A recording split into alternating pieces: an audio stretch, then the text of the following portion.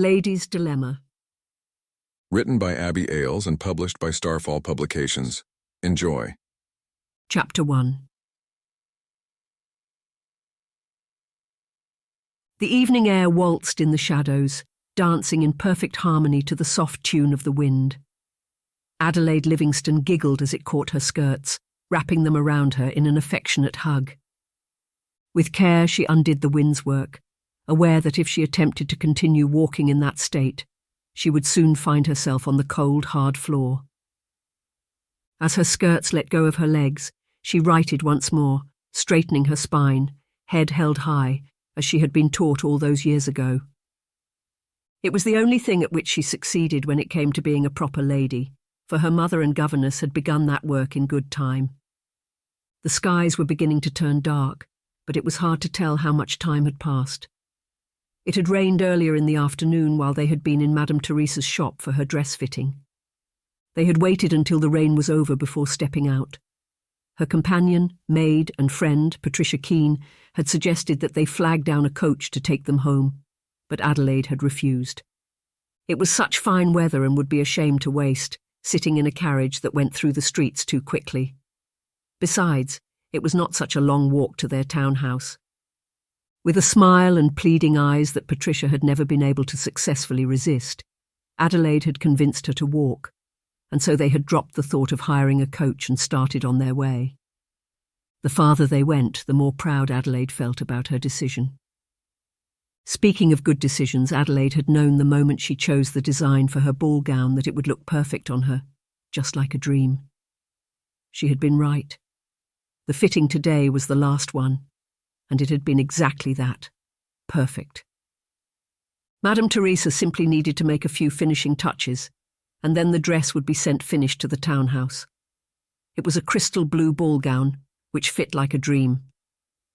Adelaide was certain she would turn many heads, and perhaps when people spoke in hushed voices, it would be in admiration or envy, not the usual disdain. The thought of it filled her with so much joy. She did not realize that she had begun to hum and skip.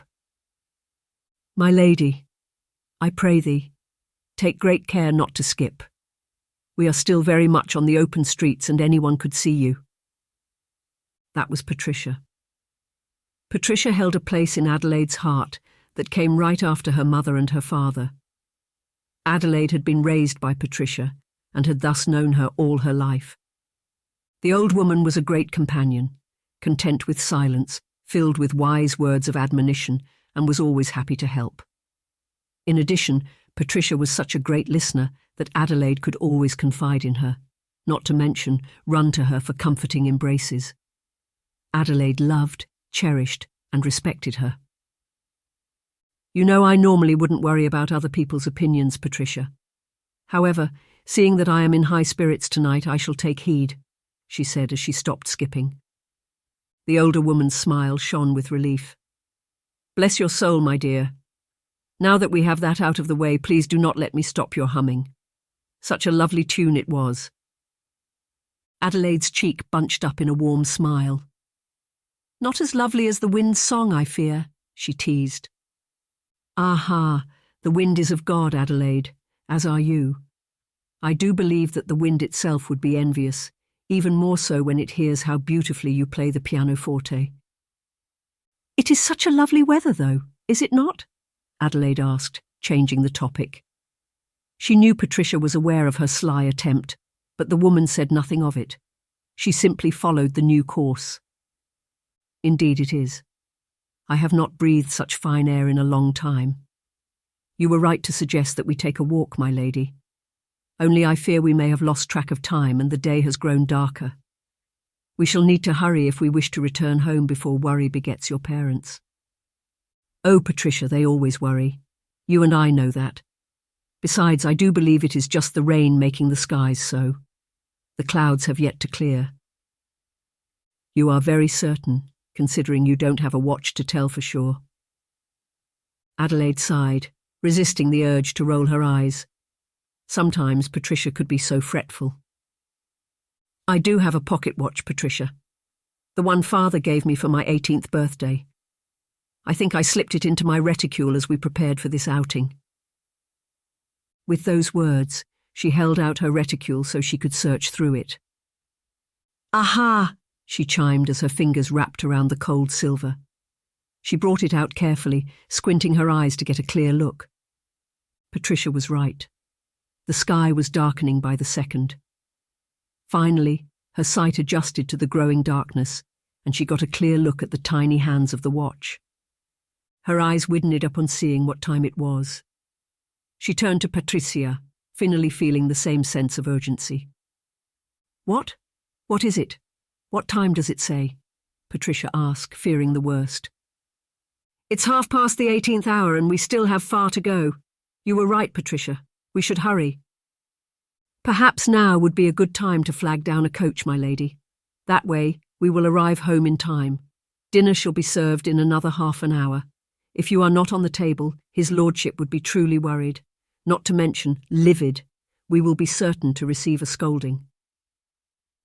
Understanding Patricia's fright, Adelaide watched the streets, but they had reached that side of London where finding empty coaches was a Herculean task. They could wait and hope to find one soon, but they would lose good time. "We shall find a good reason for mother and father not to worry. If we still get a scolding, well, we both know it is from a place of love. That makes it easier to bear." Tucking the watch back into her pocket, Adelaide prepared herself for the rest of the journey. "Patricia, you were raised in the streets of London. Do you happen to know any shorter paths?" Patricia looked thoughtful, and Adelaide waited patiently for her. "Yes, there is a corner just down the street, but I do not trust that path, my lady, especially at this hour. We shall remain on course and simply increase our pace." But Adelaide was done listening. At the mention of the alternative, she had begun to follow the direction of Patricia's nod, leaving her behind. Patricia soon caught up with her, her face set in a hard line, which told Adelaide she was not happy about this change of path. "You never listen, my lady." They returned to walking in quietness, as Adelaide was aware that nothing she said in this moment would help matters. Patricia, she knew, was happy to remain in indignant silence until Adelaide realised her mistakes, and she always did, in good time. After all, if she had not insisted on the walk, they would not be here now. She was so lost in her own world that she did not see the man coming as they turned a corner. With the force of her hurried steps, she bumped into him and succeeded in knocking him down. The man fell to the ground with a thud. Immediately Adelaide pulled to a stop, causing Patricia to do the same. She looked down at the man who appeared to be groaning in pain, then at Patricia. Certainly she was not so strong that she could knock such a big man off his feet, was she? It was as though Patricia had read the question in her eyes, for she answered, sniffing, "I smell alcohol. I believe he is drunk." Drunk? At this hour? Adelaide did not know everything, but she was aware that there were men who took too much wine and often ended up inebriated and light on their feet. She took a step back to properly look at the sight before her, all sense of urgency forgotten. The lit street lamps afforded her the opportunity to get a good look. He was dressed as many of the other gentlemen she met daily. Finely tailored trousers the colour of dust, a long matching coat, a black hat that covered most of his face, and Hessian boots, the colour of night. No man of ordinary means could afford such fine clothing. It meant that this man was probably someone important. Why wasn't he getting up? "Sir," she called out, leaning towards him, "are you hurt? Do you need help? I'm sorry to have knocked you down." It occurred to her then that she was only just apologising. For a fleeting moment she felt ashamed of her poor manners. Put off, she began to look around, not knowing what she hoped to find. Then she saw it, a small wooden box. "Is this yours?" she asked again. It must have dropped off him when he fell. As before, she was met with no response, but the man opened his eyes to look at what she held. When he saw it, it was as though he was magically renewed with strength. He went for the box, grabbing it quickly. As soon as the box was safe in his hands, he jumped to his feet. Adelaide turned towards Patricia, who exchanged surprised looks with her. The older lady's left shoulder lifted in a shrug. Now on his feet, the gentleman made a show of dusting off his clothes, especially his right side, which was now damp. "Ah, yes, milady, is mine. Thank you for calling my attention to it. I had no idea it had fallen off." She supposed his slurred words were a result of the inebriation. She watched as he cleaned off the box as though it meant the world to him. "It's the least I could do. It was I who knocked you down after all." "Ah, no, feel no need to apologise, milady. It was I who was not looking right. 8 then. I shall be on my way. Farewell." He dipped his hat in a salute, and Adelaide nodded in acknowledgement. Something gnawed at her concerning this man, but she could not place it. Deciding to let the feeling go, she lifted her skirts and made to resume their journey. However, just as she did, a man appeared from nowhere, knocked the drunken man to the ground yet again, and fled with the wooden box he had just stolen. It all happened so fast. Too fast. Adelaide didn't have time to think. She simply did what her body told her to do. She broke into pursuit. Patricia followed without thought, calling after Adelaide to come to her senses. "My lady, you shall halt in your steps this moment and turn around. This is not a matter of your concern, and we have to get home. Adelaide, as your guardian and companion, I beg you to stop. Adelaide." "I'm sorry, Patricia, but I cannot let that thief rob a drunken man." Adelaide kept her eyes on the thief, following as fast as she could while he made turns every now and then. "For Pete's sakes, you are a lady. This is not proper. How do you hope to face a man, a criminal at that?" "He would be long gone before we return, and the drunken gentleman shall never recover his property," Adelaide yelled in return. That man was useless to walk on his own, let alone pursue a thief. No, Adelaide had to do this. She saw as the man took another quick turn down the road. She broke into a run once again, going down that path. As she arrived, she saw that it indeed led to the street he had turned into, and any time now he would reach her side. Grateful that it was a dark alley, she took advantage of the shadows and stood still. As Patricia came to stand by her side, Adelaide held her finger in front of her lips, telling her to be silent. Patricia did just that. They waited patiently, counting their breaths, and just as she had surmised, the thief sauntered in no time. When he got quite close, Adelaide stepped out of the darkness, revealing herself. As she came face to face with the man, she realised that although she was a tall lady, this man easily towered above her. He was dressed in all black and everything about him felt menacing. A scar ran from his right eye to his lips in an angry gash, spelling danger. For the first time since the pursuit began, Adelaide's bravado faltered, but only for a moment. She had not come so far to give in to fear. So, she collected herself and gained control of her nerves. Raising her chin, her voice as stern as it could ever be, she challenged the criminal. "You did not think you would succeed, did you?" Adelaide tried to keep her voice steady as the man stopped to take her in. Her knees began to quiver, and she feared that they might give out, betraying her mock bravado. Chapter 2. "And who hopes to stop me, you?" He must have concluded that she was no threat, for he chuckled. "Get out of my way, lady." His voice was cold, hard. He had spoken lightly, but it felt like a deadly threat. "No, not until you give back what you have stolen. We mustn't take what isn't ours." "And I suppose you care because it belongs to you? I can tell you're a fancy one. I have no wish to harm you, so do not force my hand. Step out of my way, and I shall let you and your old lady friend go unharmed." Now he was no more than a foot away, close enough to reach out to strike her. From the corner of her eye, Adelaide could see Patricia coming out of the shadows, desperate to help. She held out her hand, stopping her. This man's eyes, gone from tedium to twinkling amusement, tore away from her to look at Patricia. "This is it. This is the opportunity I have been waiting for." Grateful for the distraction, Adelaide's eyes fell to his pocket, where the small box hung lazily, almost sliding out. She did not miss a beat. In one quick move, she grabbed the box and turned to make a run for it. "Quick, Patricia, run!" she called out, urging Patricia to get to safety as well. Her heart hammered in her chest, her head swooned. She could not believe she had done it, that she had attempted something so foolhardy, so dangerous.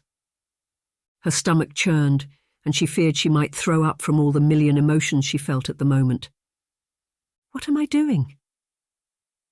Adelaide's mind went to Patricia. She could not hear her footsteps or voice. Had Patricia made it? She was aware of heavy footsteps thudding after her. If the burly man had decided to pursue her, did that mean that he had let Patricia go? She simply had to keep going. Then what? It struck her finally she had absolutely no idea, no plan beyond getting the box back. However, would she manage to get back to safety and the box to its owner if she survived this?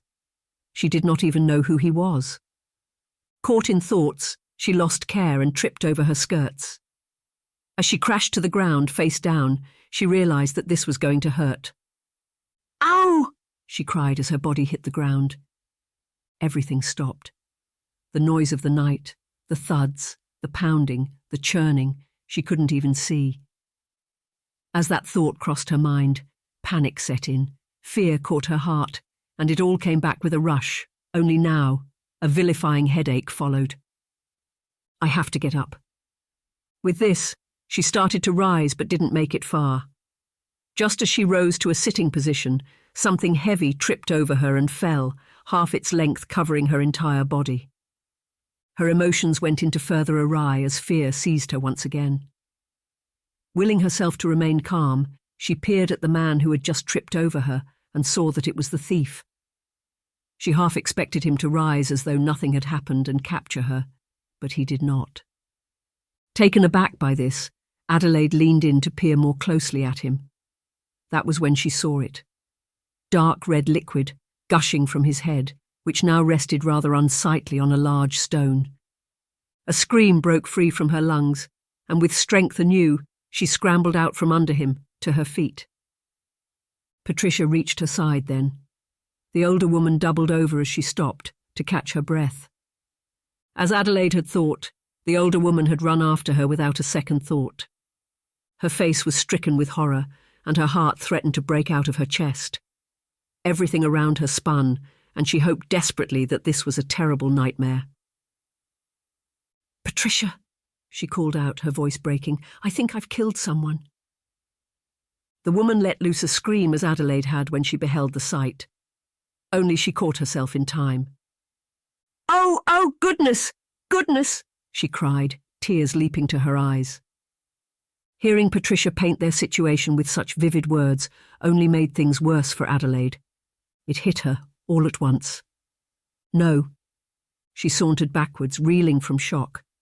He could not truly be dead, could he? He had simply hit his head and was not moving. Perhaps if they could get help in time, he would be tended to and nursed back to health. All they had to do was find someone who would help them out of this scandal. She could not think it, being the cause of a man's death, however much of an accident this was. She stopped her pacing, leaning forward once more to peer at the man. She prayed as hard as her heart pumped within her chest, for a sign of life. Nothing came. Something broke inside of her. "He really isn't moving, Patricia. Oh dear, now I have done it. What shall we do?" she cried. "I pray thee to calm your nerves, my lady. We shall figure a way out of this." Adelaide looked about, frantic, a witness that could attest that this was an accident and she had simply been doing what was right. Or one who would paint her as the lady of horrible deeds. Better yet, one who would have a way out of this. She saw him then, his silhouette masked in the shadows. He was tall. Even from afar she could tell that he was a finely built man. Had he come to save her or condemn her? She swallowed hard, the lump that had formed therein. The man began to move, and the closer he drew, the worse her fear grew. What if he is just another thief? The man stepped into the light of the only street lamp in the alley, and that was when she saw. He was no thief. He was a gentleman, impeccably dressed. His eyes, grey like a violent storm, stared into hers, as though searching her soul, as though he understood. It was odd, but she felt somewhat comforted. "It's not what it looks like, I can explain," she blurted out, her voice shaky. She did not even believe herself. Patricia took a step forward, a protective stance. The man broke his penetrative gaze to spare Patricia a glance. Then his eyes were back on Adelaide. His black hair, so thick and lush that it framed the corners of his face, bounced with the movement of his head. "I know," the strange man spoke at last. "I saw everything." Adelaide opened her mouth, prepared to argue in her defence, prepared to convince him with the truth, only to stop short. "You did? How much is everything?" "From the streets, while you were still in pursuit. I was worried you were the one in danger, so I asked my coachman to follow. I dropped from the carriage just as you accosted him. I was curious and concerned. I wanted to see how the exchange would go. Of course, I was ready to step in if you were in any true danger. From the conversation, I could gather that he was a thief, and you wanted to return what he had stolen to its owner." She nodded. He was right. "I admit I was and still am impressed by your bravery and quick wit, although I knew you could not have gotten very far with your race." Adelaide was going to argue that she had gotten quite far, but she looked around again. It had been all in her head. She had not made it beyond 8 steps before tripping over herself. Now that some of her fear had subsided, mortification plagued her. Her cheeks flamed with it. "I fell and he tripped over you, yes. He was going too fast. He couldn't break his run in time. I think I killed him." She whispered that part, but he heard her anyway. Emotion overwhelmed her once more, and she felt her eyes fill with tears. "You're going to tell everyone, won't you? I'm doomed." He took another step toward her, but she remained in place, feeling no need to withdraw. To her surprise, he did not come to her. Instead, he walked over to the man. Adelaide turned to watch him as he bent to examine the man. He picked up the thief's hand and dropped it, and then he touched his neck. Next, he placed a finger under his nose. Finally, he lifted his head to examine the bruise. As he did, a soft groan escaped from the thief's lips. "It would appear he survived the fall, just as I thought. He is injured, but not dead. He's not dying either." Not dead, meaning she had not killed a man. It meant the man would be just fine, after being properly tended to, of course. It meant she was not a murderer. She would not be arrested or banished.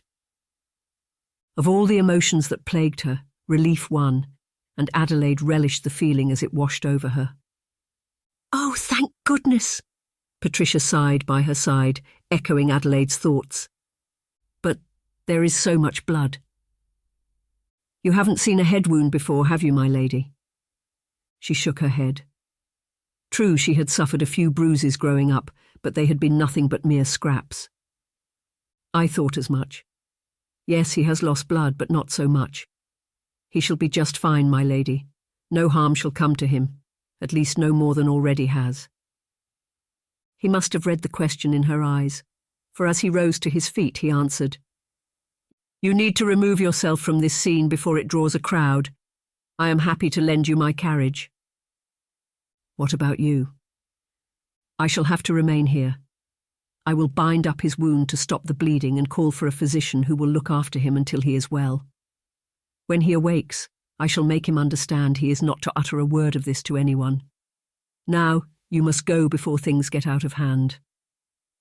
Adelaide believed his plan was only sensible. She wanted to take his offer and run to the safety of her parents' home. Go to bed and forget about this day, forever.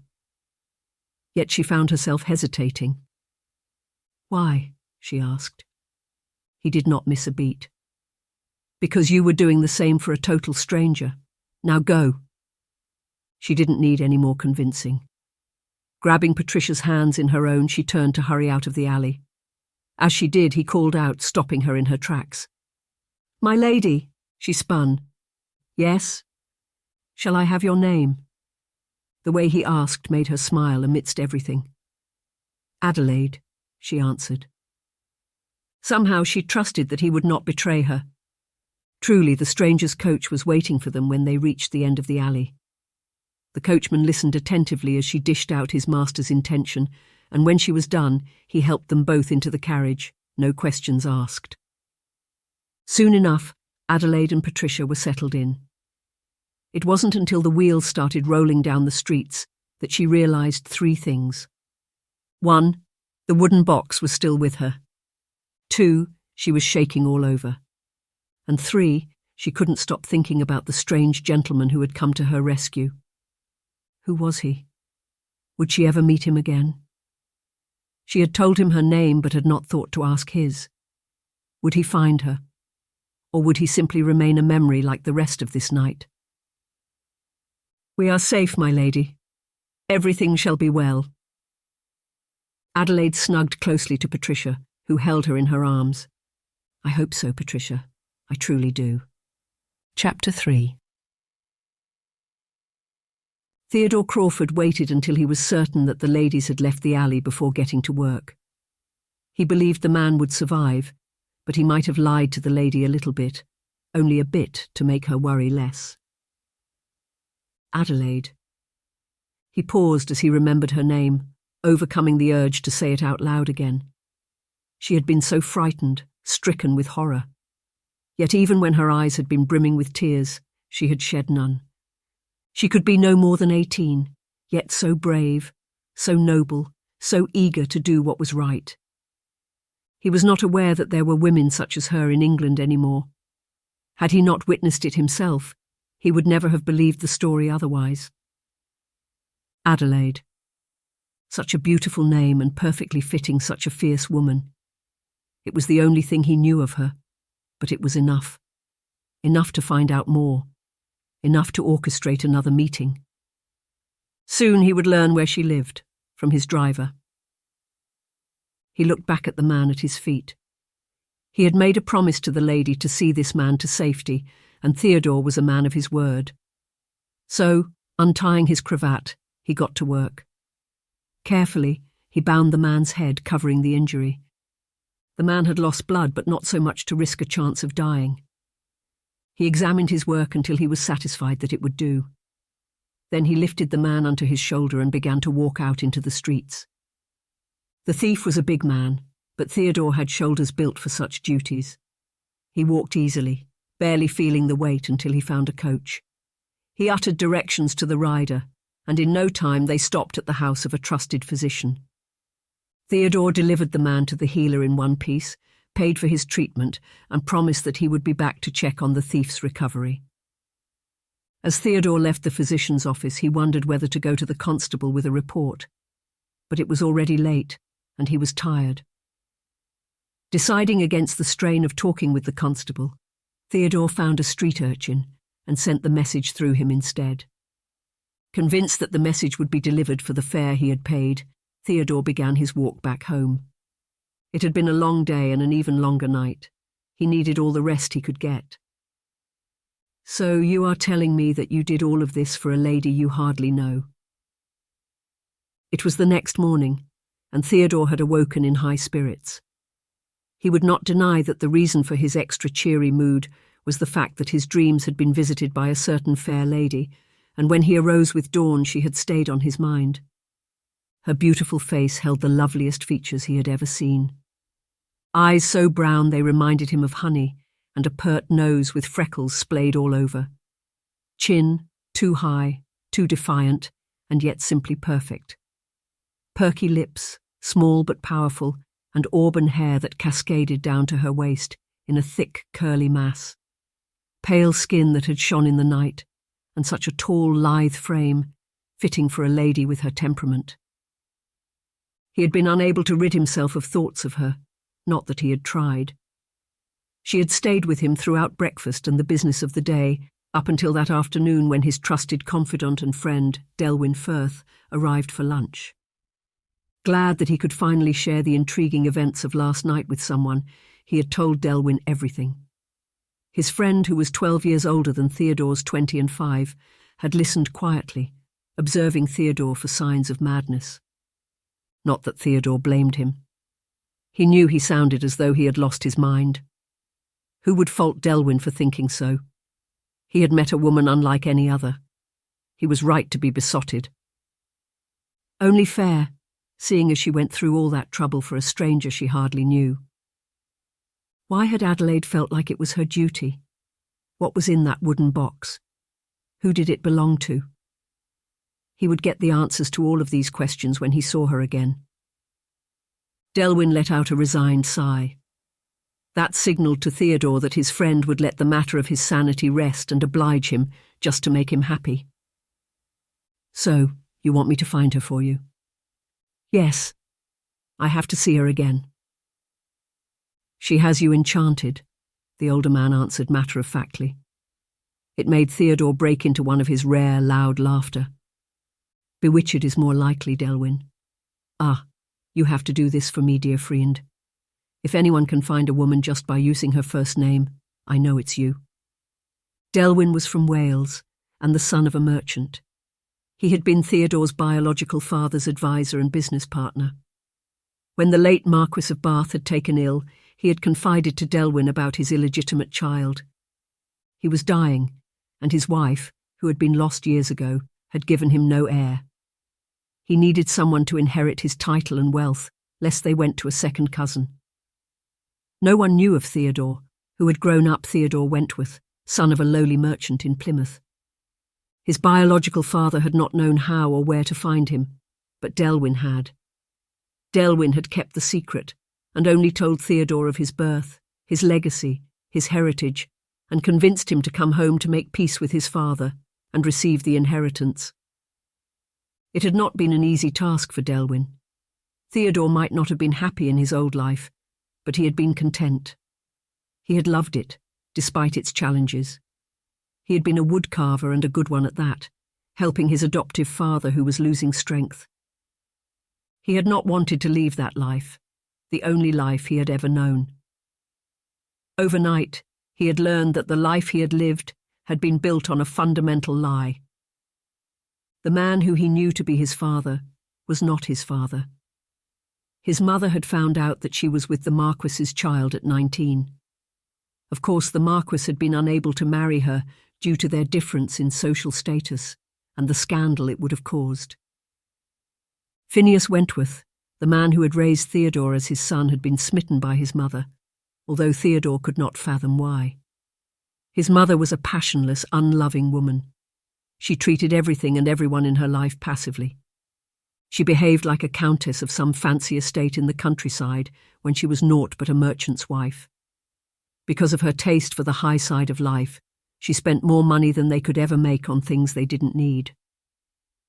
Still, Theodore's father had fallen in love with her all those years ago, and he loved her still. Enough to accept the responsibility of raising another man's child as his own. An unhappy, dissatisfied mother, a humble, hard-working, loving father, that was what Theodore had grown up knowing. Until Delwyn had come to tell him it was all a lie. Theodore had arrived in Bath just in time to meet his biological father before he took his last breath. Theodore had had a lot of questions, many of which would never be answered. It had also been uneasy, slipping into this new life, this new role with high expectations, but Delwyn had been there every step of the way. In the past 2 years, they had formed a friendship that was genuine and strong. "You really want to do this, do you not? There is nothing I can do to change your mind." Theodore shook his head. His mind had been made up from the moment he stepped into the light and beheld the beauty that was Adelaide. "Nothing, Delwyn. Not to worry. You shall understand when you see her for yourself. Give me 3 days. I shall find out all there is to know."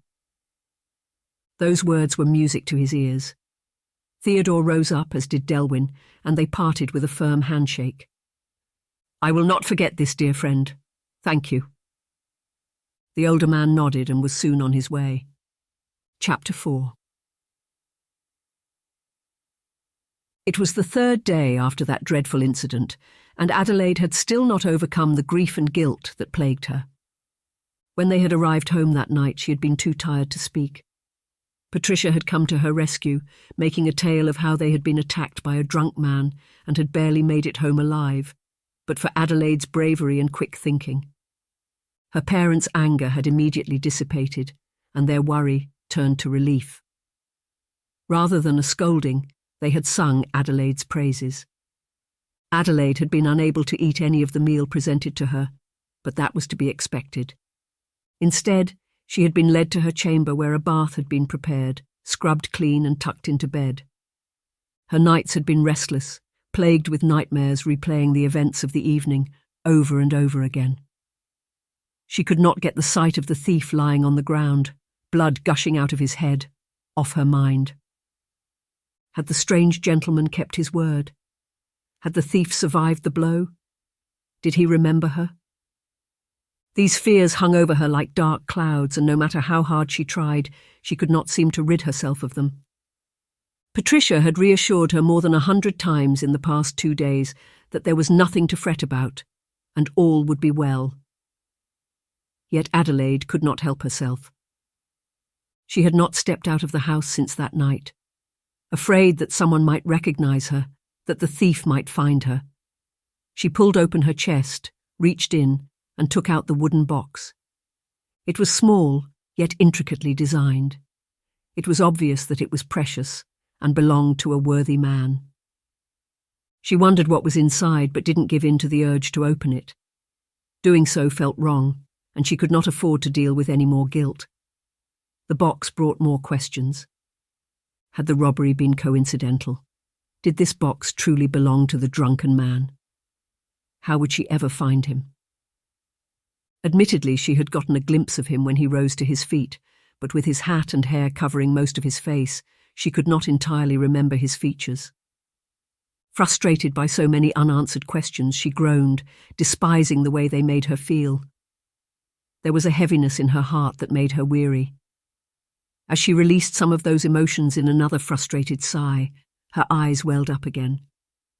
She had cried a number of times since the incident, and she knew it was hopeless trying to stop herself from doing so again.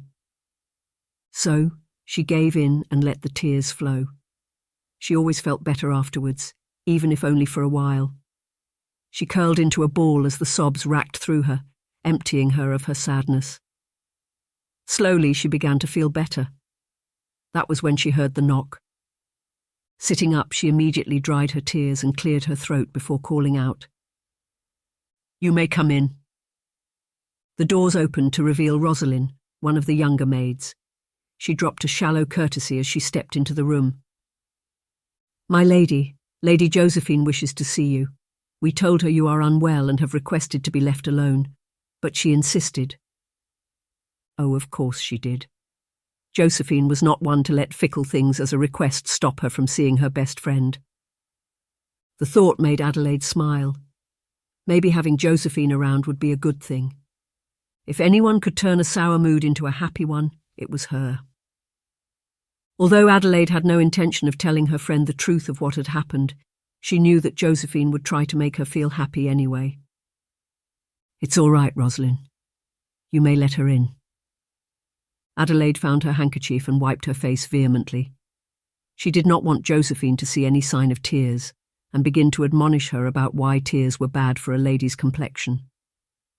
Looking in the small bedside mirror she always kept close by, Adelaide concluded that she was ready to meet Josephine. As if on cue, at that moment, her doors burst open again and Josephine slid in. "Adelaide!" Josephine chimed, announcing her presence. Her joy was cut short as she stopped to take in the dark room, with curtains kept down to keep the sunlight away. "Oh, dear friend, what preposterousness is this?" she gushed in mock horror. Josephine did not spare Adelaide a glance. Rushing to the windows, she began to draw the curtains apart so that light filtered into the room. "Ugh! The air is putrid, and no wonder. How long have these windows been closed?" It occurred to Adelaide that in her own way she had been punishing herself for her disobedience that night. Well, no more. Finally, Josephine turned to look at her. "Adelaide! Oh, you look like you have been to hell and back!" Theatrical as ever, Josephine Chester covered the distance to Adelaide's bed in long strides and threw her arms over her. "I only heard the news last night. Father would not let me leave as it was beginning to get dark. I came as soon as I could this morning. What ails you, dear friend?" Josephine was 18 years old, the same as Adelaide. They had been born months apart. Josephine to their Graces Lord and Lady Chester, the Duke and Duchess of Wellington, and Adelaide to Lord and Lady Livingstone, the Earl and Countess of Essex. They had become fast friends at the age of 8 when their parents had gathered for a small ball in the countryside, and they had been inseparable since. Sometimes Adelaide wondered how they had managed to preserve their friendship. They were complete opposites. Where she was a rebel, Josephine obeyed the rules. Where she was reserved, Josephine was loud. Still, they never let these differences come between them. As they grew older, their love for one another did the same. That was why Josephine's concern touched her so deeply. "We were accosted as we returned from Mother Teresa's 2 days ago. As I am aware, I was filled with horror when Mother told me. However, she assured me that you and Patricia had gotten away unharmed. However did you manage that? It's all so fuzzy still. I cannot entirely remember. The physician says I am having difficulty recalling some of the memories due to the shock I suffered." "That sounds horrible. Oh, Adelaide, you must have been so scared. I'm sorry I was not there to protect you." Josephine drew her into a hug once again, and Adelaide let her, not minding one bit. "In all honesty, I was scared." That part was true. She remembered how she had felt when she had confronted the thief, how she had panicked when she found him lying in his own blood, when the strange gentleman, whom she now called the Good Samaritan, for his identity was still a mystery, had come out from the shadows. "Sometimes I still am. However, right now, I am not. Thank you for calling, Josephine. It means a lot to me, more than you could possibly know." Her heart suddenly felt warm. She felt her strength and enthusiasm returning. Josephine's cheeriness was catching. "How could I not come after hearing the news? I wish I had heard earlier. Why did you not send for me?" "I wasn't feeling well. Admittedly, I am still shaken from it all. Patricia is dealing with the situation much better than I am." "No surprises there, that old lady is tough. Oh, Adelaide, what to do? The ball is in 2 days and we cannot afford to miss it. You know I would hate to go without you. Not to mention Lord Hayes shall be around. I heard he has returned from his travels and just in time for the ball." Josephine winked, her eyes twinkling as they mirrored her smile. Adelaide had felt her heart skip a beat when she heard the name. Josephine had accomplished her task. "Clarence?" she asked, though she knew it was none other than him. "Of course, Clarence. Who else? There is only one Lord Hayes, Duke of Dumbarton, the youngest duke in the ton, one of the most, if not the most eligible bachelor of the season." Adelaide's foul mood was soon forgotten. She had only vaguely remembered the grand ball and had been unable to get back the excitement she had once felt regarding it. In truth, she had contemplated making an excuse so she would not have to attend, delaying stepping back out in public for as long as she possibly could. However, now that she knew Lord Hayes would be in attendance, that changed everything. Clarence. Clarence had been at all the events the last season. He had attended every ball and danced with almost every lady of marriageable age. However, he had not chosen a wife. He had expressed his wish to take a year off for his grand tour, leaving his family's affairs in the hands of his competent uncle. He had also declared that upon his return he would take a wife. Not many people knew, but Adelaide had turned down all other proposals because Clarence had stolen her heart. Ah, yes, like many other ladies her age, she was a romantic. She wished to marry for love, and because her parents had, they respected her choice. Clarence had charmed her right away, had stolen her heart. Yes, many other ladies had been vying for his attention, and he had barely spared much for Adelaide. She still had faith. "How did you know this, Josephine?"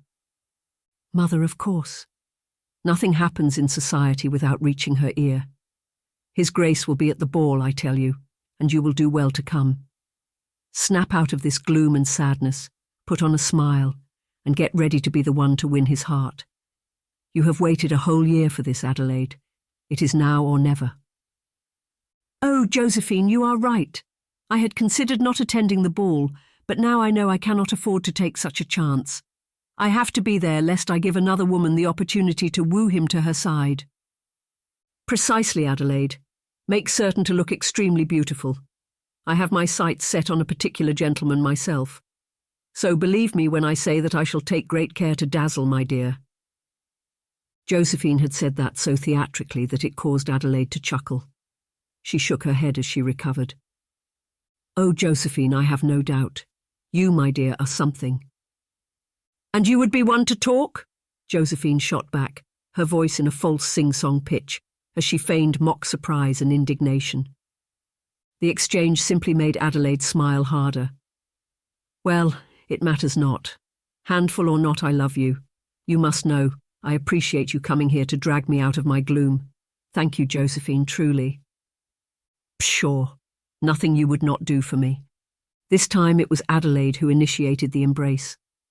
As she dragged her friend into her arms, she decided that it was time to stop living in fear and guilt. It was time to start living again. Watching.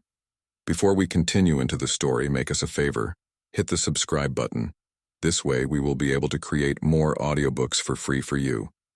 Thank you again. Now, back to our story. Chapter 5. Theodore lifted his sleeves to make certain that his buttons had not come undone as they stepped into the noisy ballroom filled to the brim with people, half of whom he did not recognize. He resisted the urge to grimace. The people, the lights, the chatter. They were all things Theodore would rather not put up with. When Theodore had taken over his father's estates and affairs, Delwyn had told him that it was necessary to be introduced to society. The best way to do that was by attending every function held during the season. There was never a shortage of balls, soirees, theatre shows, and opera performances to keep the gentry occupied and well entertained during their time away from the countryside. It was what they came all the way to London for, after all. As Delwyn introduced him to the inner dealings of society, Theodore had sworn to never attend a ball for the purpose of finding a wife. Yet here he was, his eyes searching every corner of the room, looking for her. The look on Delwyn's face when Theodore had told him to secure an invitation to the ball flashed across his mind. The memory made his lips perk up in a smile. You want to go to a ball? Delwyn had asked. His eyes widened, as though he could not believe what he had just heard. Yes, I suppose that is what I am saying. I would like to go to the ball and have a chance to meet the lady again. Secure me an invitation, please. Delwyn's jaw had dropped then, only slightly. You haven't been to a ball in 2 years. Yes, I am aware, which is why it's a perfect time for me to return to society. I have been away for too long, do you not reckon? Delwyn's mouth closed then. He tried to speak, but words would not come out. The sight had made Theodore chuckle. Delwyn was not the kind of man to be at a loss for words. He stuttered when he finally found his tongue. Well then, I suppose I shall have to secure you that invitation. Satisfied, Theodore had nodded, smiling. Thank you, Delwyn. If anyone can do it, I know it's you. Oh well, not to blow my own trumpet, Delwyn started, smug, now that he had recovered from his shock. I am good at the things I do. Not to mention, I cannot wait to meet the lady that has got you so wound up and doing things that would make me call you mad if I didn't know you better. Theodore's lips spread farther, his smile growing bigger until his cheeks hurt. Perhaps I am mad, Delwyn. When you see her, you would understand. She's unlike any other. Ah, yes, I am certain. You are going to balls now. Next you will go on one knee in the middle of the ballroom seeking her hand in marriage. We might as well do all the things on the list of things never to be done. Ah, now I understand why they say what they do. Nothing changes a man like a woman. A phenomenal woman, Delwyn. Only that kind of woman. Theodore returned from his reverie, cherishing that memory even more. He finally knew all there was to know about Lady Adelaide Livingstone, from Delwyn. Delwyn had told him how old she was, and who her parents were, where she lived, and the places she frequented. However, there was still so much to know that he had to learn from the lady herself. Much more to discover. He was beyond curious. He needed to know.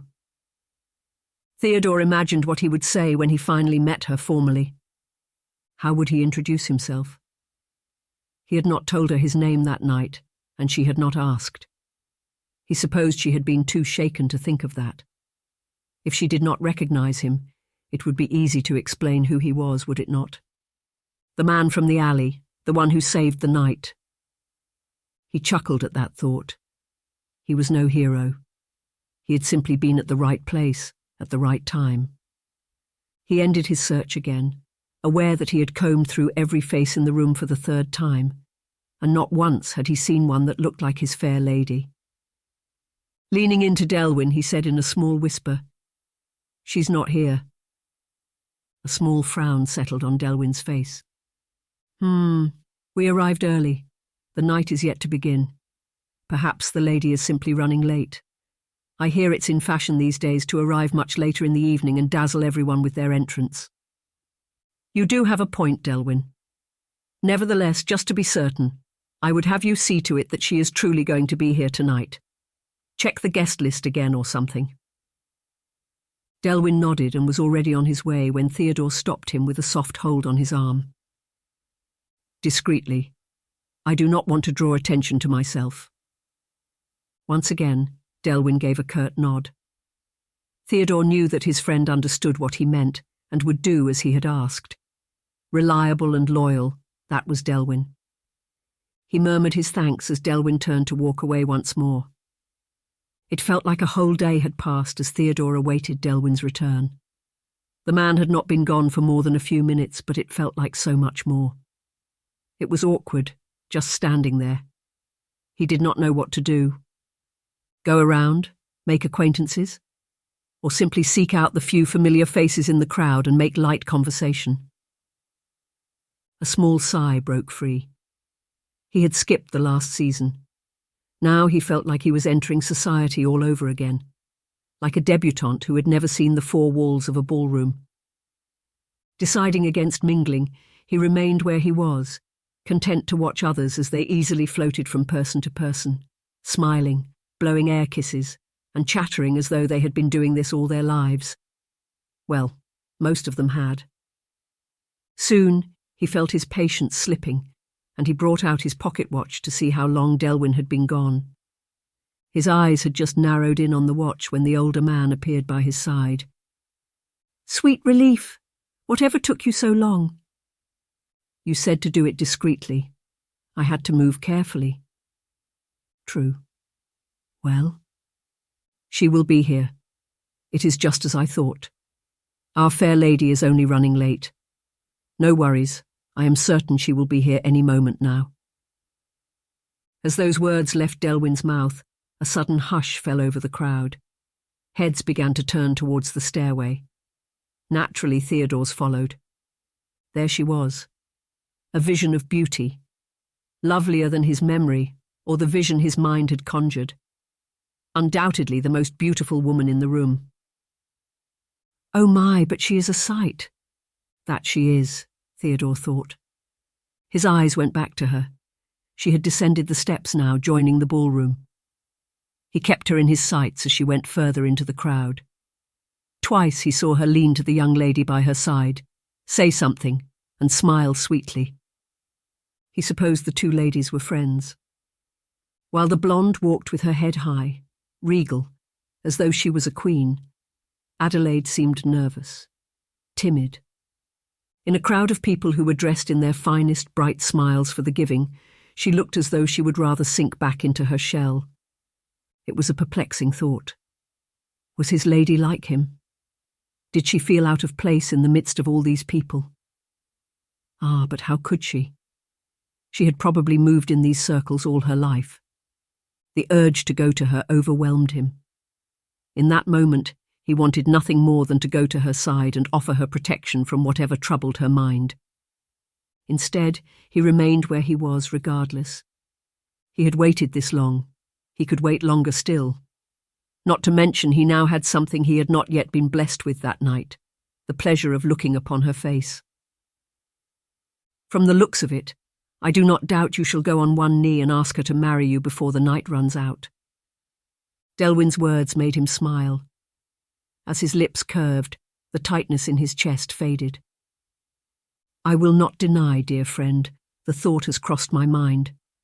However, I have a feeling Lady Adelaide is not one to be won so easily.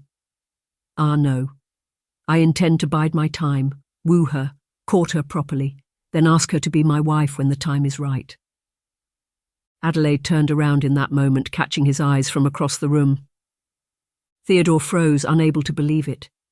His throat suddenly felt clogged with lumps, and he swallowed, pushing them down.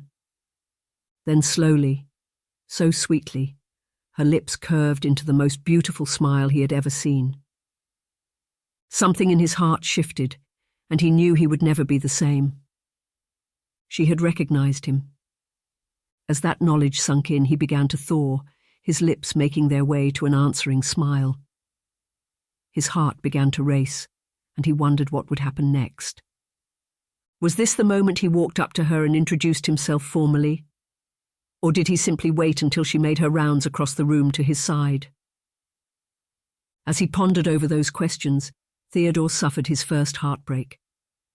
His lady raised her hand to wave, and when he raised his to wave in return, he realized she wasn't looking at him. Not really.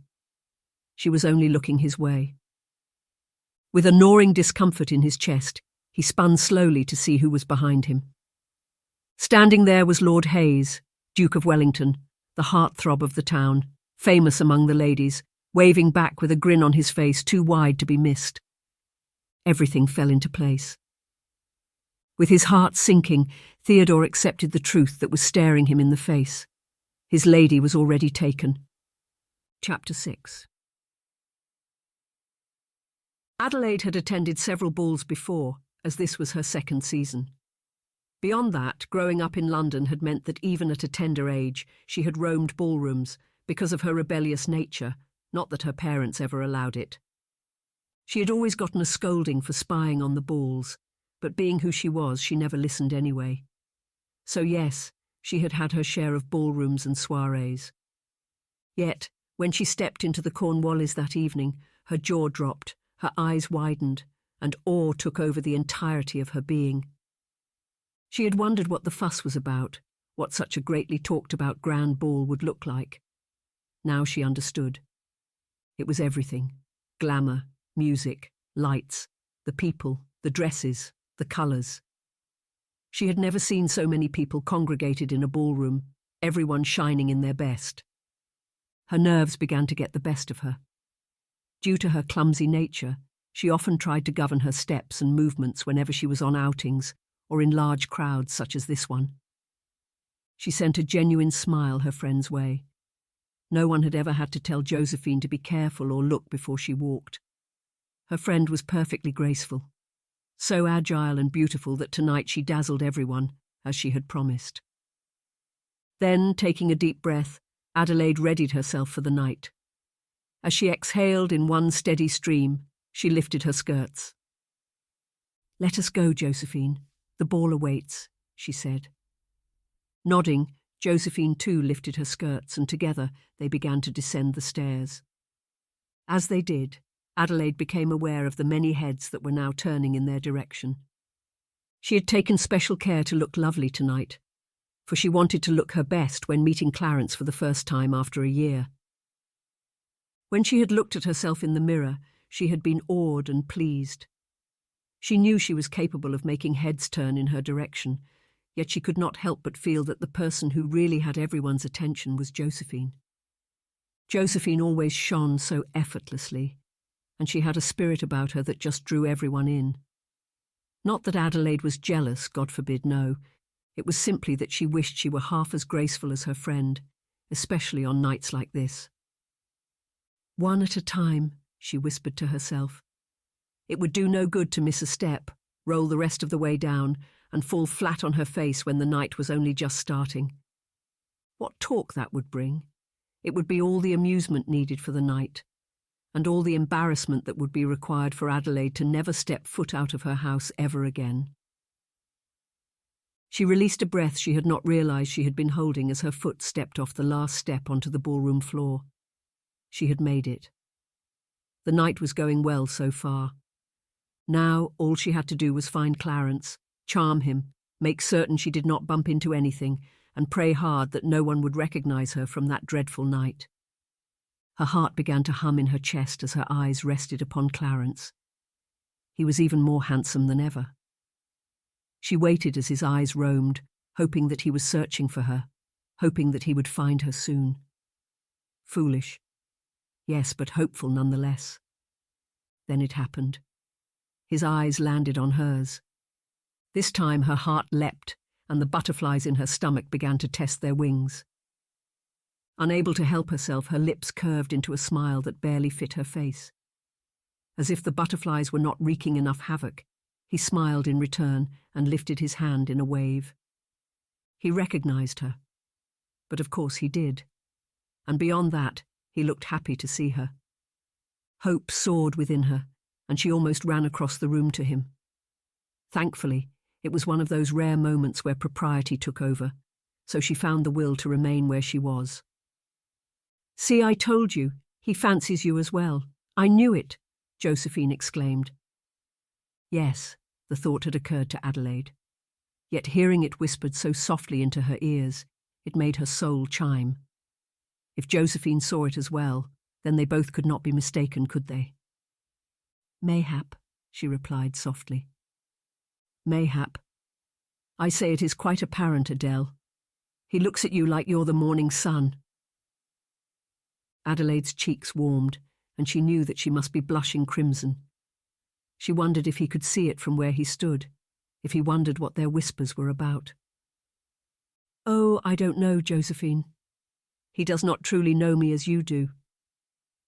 And when he does, he shall fall hopelessly in love with you. Never worry, Adele.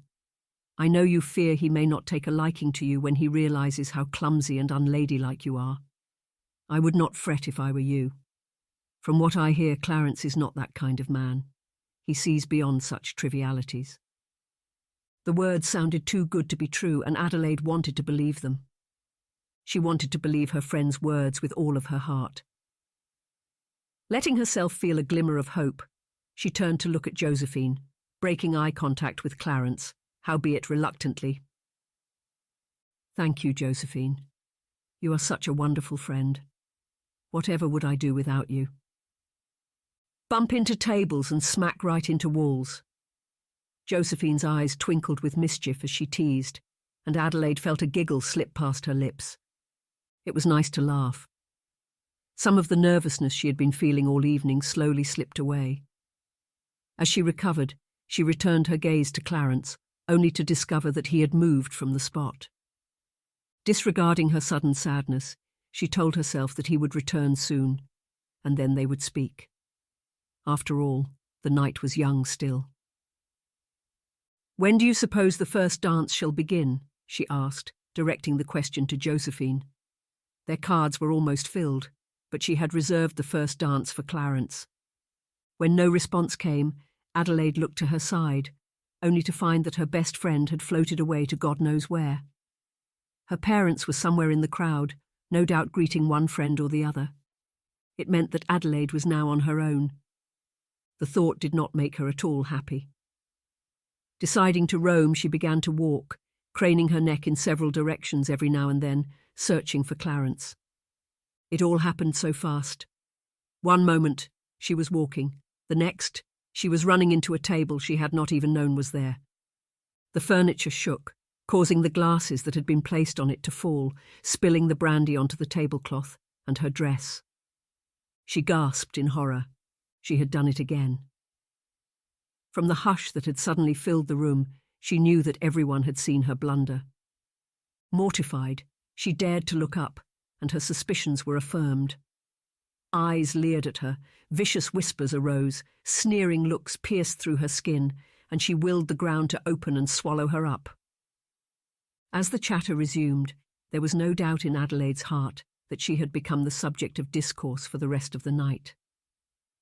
Oh, her lovely dress, a full skirt flowing out from her under her ribs, while the bodice gleamed, adorned with rhinestones, tresses and ruffles. Now it was ruined. Tears stung her eyes as she looked down to see the mess she had made. A dropping tear made her feel even worse. Hurriedly she started to dab at her cheek. "My lady, here." As the voice filled her ears, she thought it sounded familiar. The first thing she saw as she looked up was the handkerchief being held out by strong, long, manly fingers. Slowly her eyes continued to go higher until they came to rest on his face. Instantly she recognized him, and as she did, her eyes widened. "You." Chapter 7. The Mystery Man, her Good Samaritan. What was he doing here? "I never thought I would see you again. I never managed to thank you," she chimed. He smiled at her, a warm, bright smile that warmed her. He looked thoroughly pleased to see her as well. "Not that any thanks are necessary, but you could start by accepting this handkerchief." She realized that he was still holding out his hand to her. Mentally smacking herself, she accepted the lovely piece and began to dab dutifully at her dress. She was lucky she had chosen this shade of blue. The more she cleaned the stain, the fainter it became. She knew it would not entirely disappear without a proper wash, but this would do for now. At least she would not have to walk around tonight with evidence of her clumsiness staring right at everyone. She paused to examine the sight, feeling pleased when she saw that the stain was indeed much better. Satisfied with her progress, she straightened to fold the handkerchief neatly. "If you do not mind, I shall ask to keep this so that my maids may have it washed. Hopefully, we shall have cause to meet again, and I will return it then." She was aware that he had stood quietly as she busied herself with cleaning up, and he seemed to be the only person who was not looking at her like she did not belong. His interest warmed her heart. "It's yours, my lady." His voice washed over her, and she remembered that it had struck her the same way that night in the alley. She decided that she liked the deep baritone sound. It was nothing like Clarence's tenor, but just as lovely. Perhaps even more. Deciding to be gracious, she accepted his gift and tucked the handkerchief into her skirt pocket swiftly. "Once again, you have come to my rescue. I was simply close by when your accident happened. It seemed the right thing to do." "Ah, I see. Perhaps then I should start calling you my guardian angel," she teased, her lips spreading in a smile. She succeeded in amusing him, for she saw his eyes twinkle as his brow shot up in question.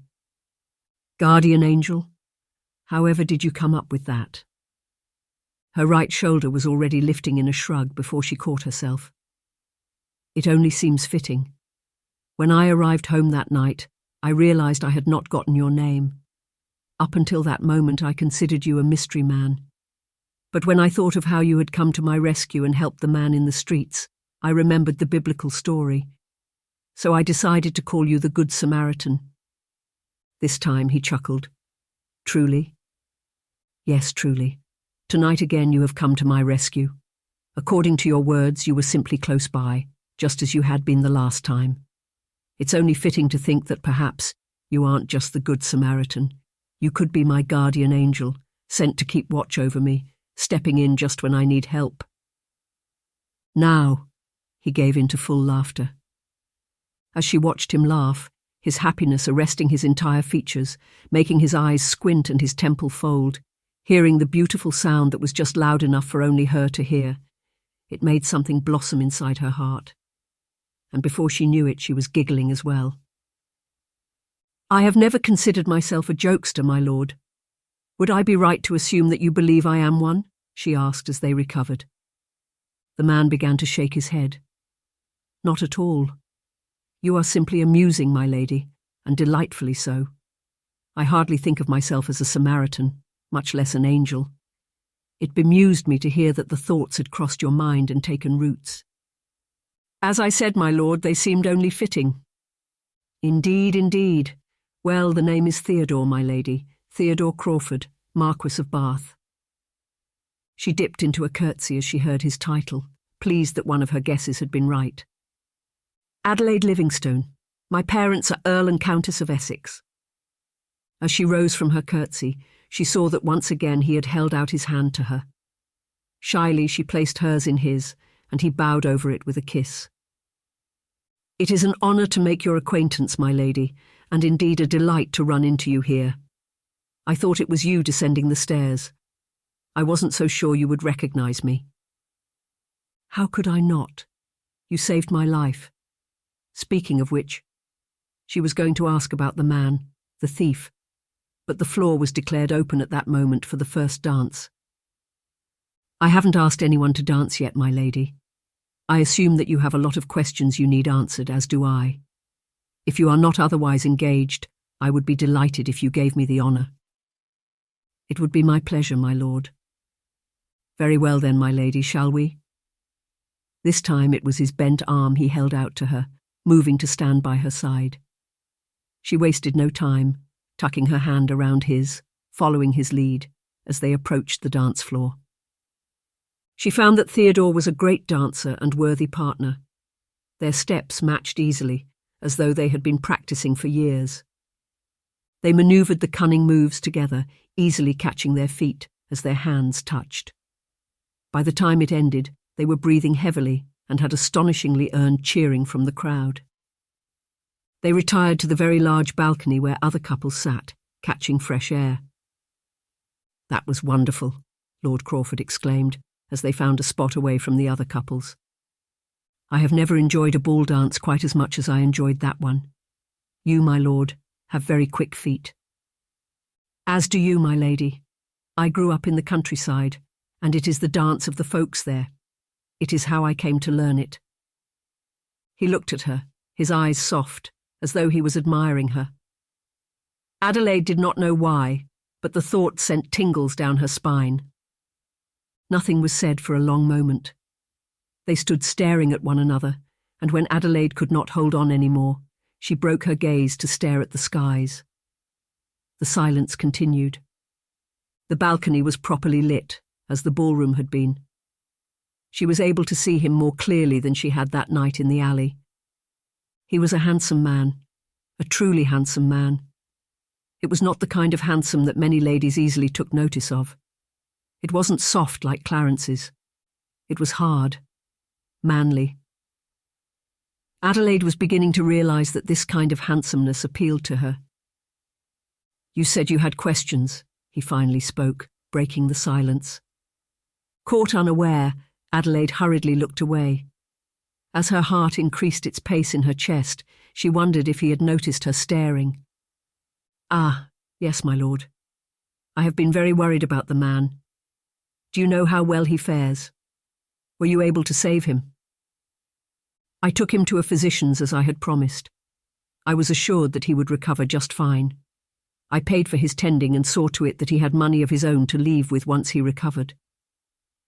He paused as he turned slightly so he would face her. I visited again 2 days later, and I was told he was long gone. The physician told me he was fit as a fiddle when he left. He survived, my lady. You did not cause a man's death. Your conscience may rest easy now. She had never known relief like the kind that washed over her in that moment. It was so powerful, so intense, it made her knees weak. Goodness, you have no inkling how much it thrills me to hear that. I was beside myself with worry. Thank you, my lord. I am in your debt. No, Lady Adelaide. I beg you to think nothing of it. As I said before, I was only doing what was right. She pondered over his words. She wondered about the man, where he was now, if he was looking for her. If he would keep stealing. How many people had he robbed before that night? How many more would he rob before he would be caught for good? A penny for your thoughts, my lady. The way Theodore asked, as though he genuinely cared, made her want to tell him. She opened her mouth to speak, but a movement from the corner of her eye caught her attention. She turned, believing it was simply another couple stepping out for fresh air. Indeed, it was a couple, but not just any. It was Clarence and Josephine, and they looked quite cosy together, deep in a conversation that was apparently amusing and had them smiling and giggling at one another. She did not think. She simply acted. Begging her leave from Lord Crawford, she walked up to Josephine and the man she loved. "Josephine, I was wondering where you went." "Mother called me away to meet with some friends. Afterwards there was the dance, and when the dance ended, Lord Hayes walked up to me, seeking to re-establish an acquaintance with an old friend." "Is that so?" Adelaide asked, not really wanting an answer. Josephine's explanation was sensible and sounded harmless. So why did it feel like she had just been betrayed, and that ugly feeling that was beginning to rear its head inside Adelaide? Could it be envy? The thought was ridiculous, but she knew she could not dismiss it. "Yes, Adele. What else could it be?"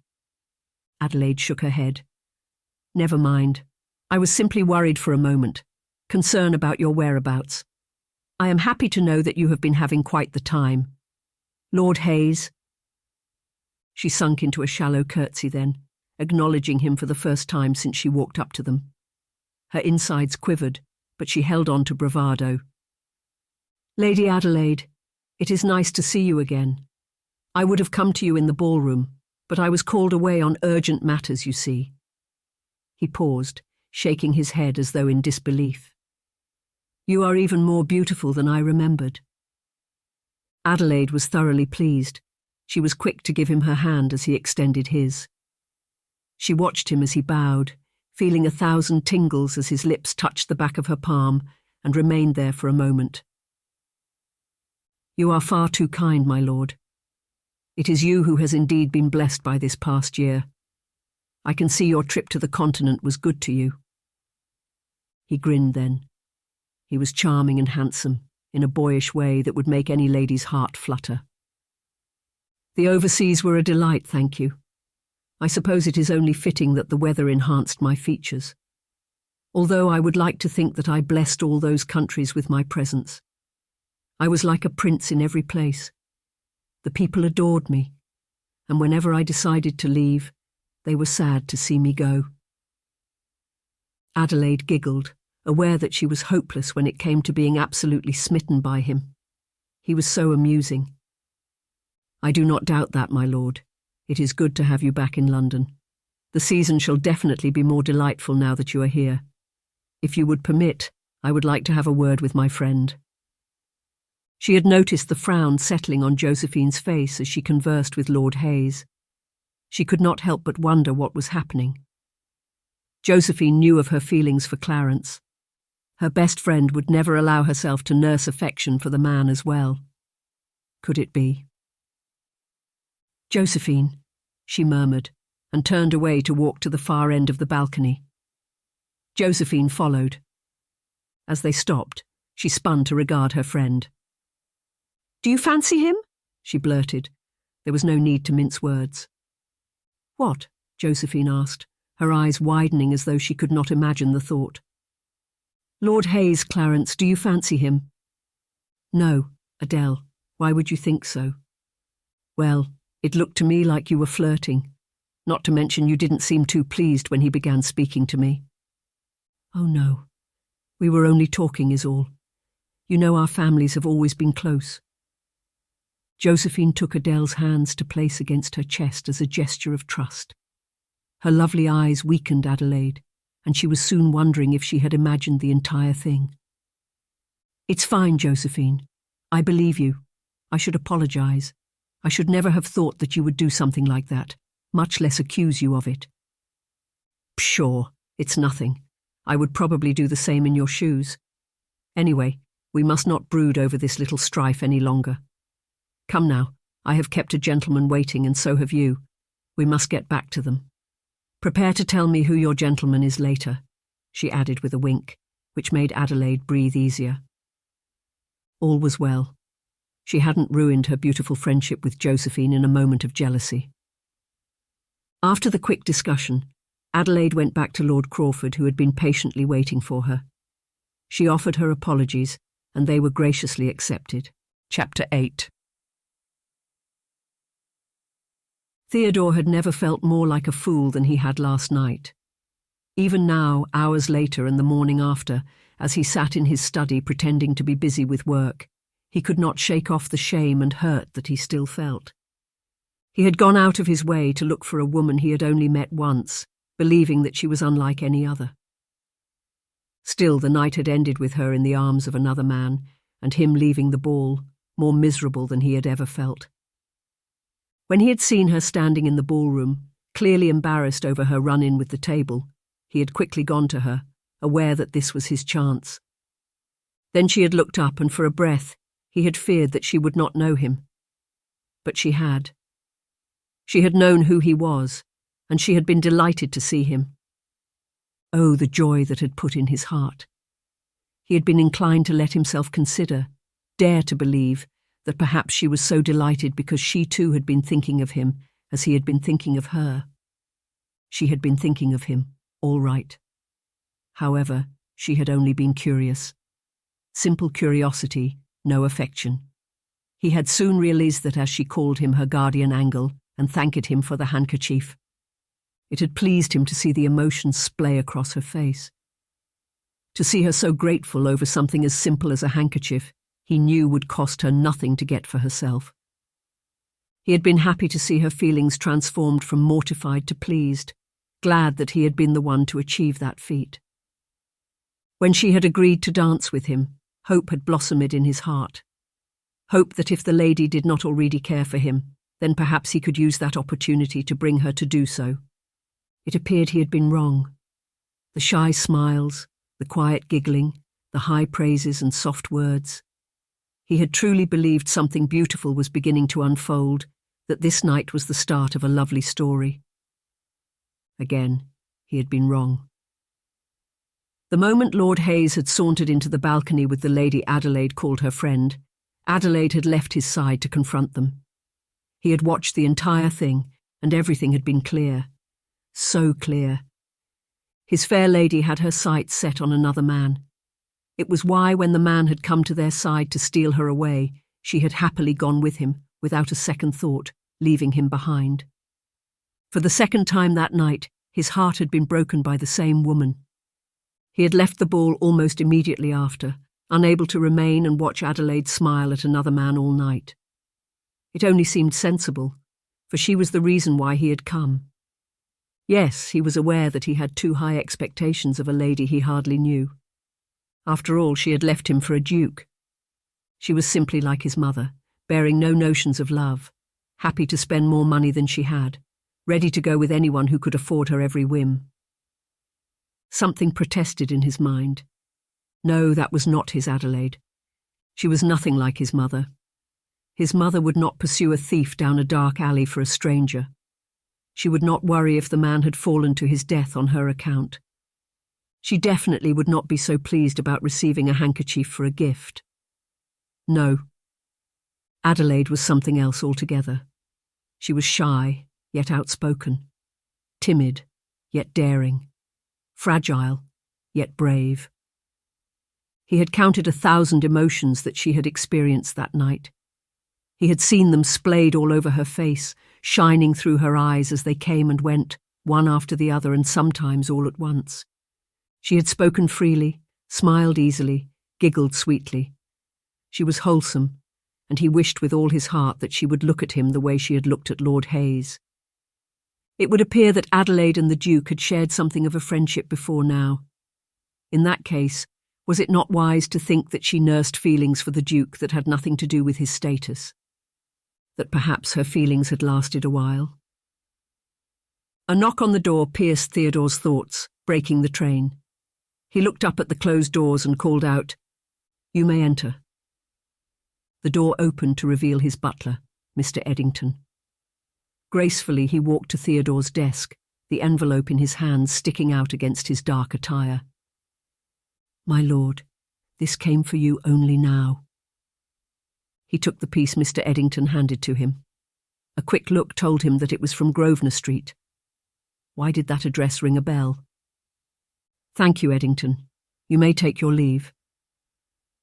Carefully, he unfolded the piece of paper to find a handwriting he instantly knew belonged to a lady. The words read, "Dear Lord Crawford, I hope this meets you well. First, I must apologise yet again for leaving your side last night while our conversation thrived. You see, I simply did not want to be rude to an old friend by refusing his offer for a dance. I was late to realise that in doing so, I was rude to a new friend.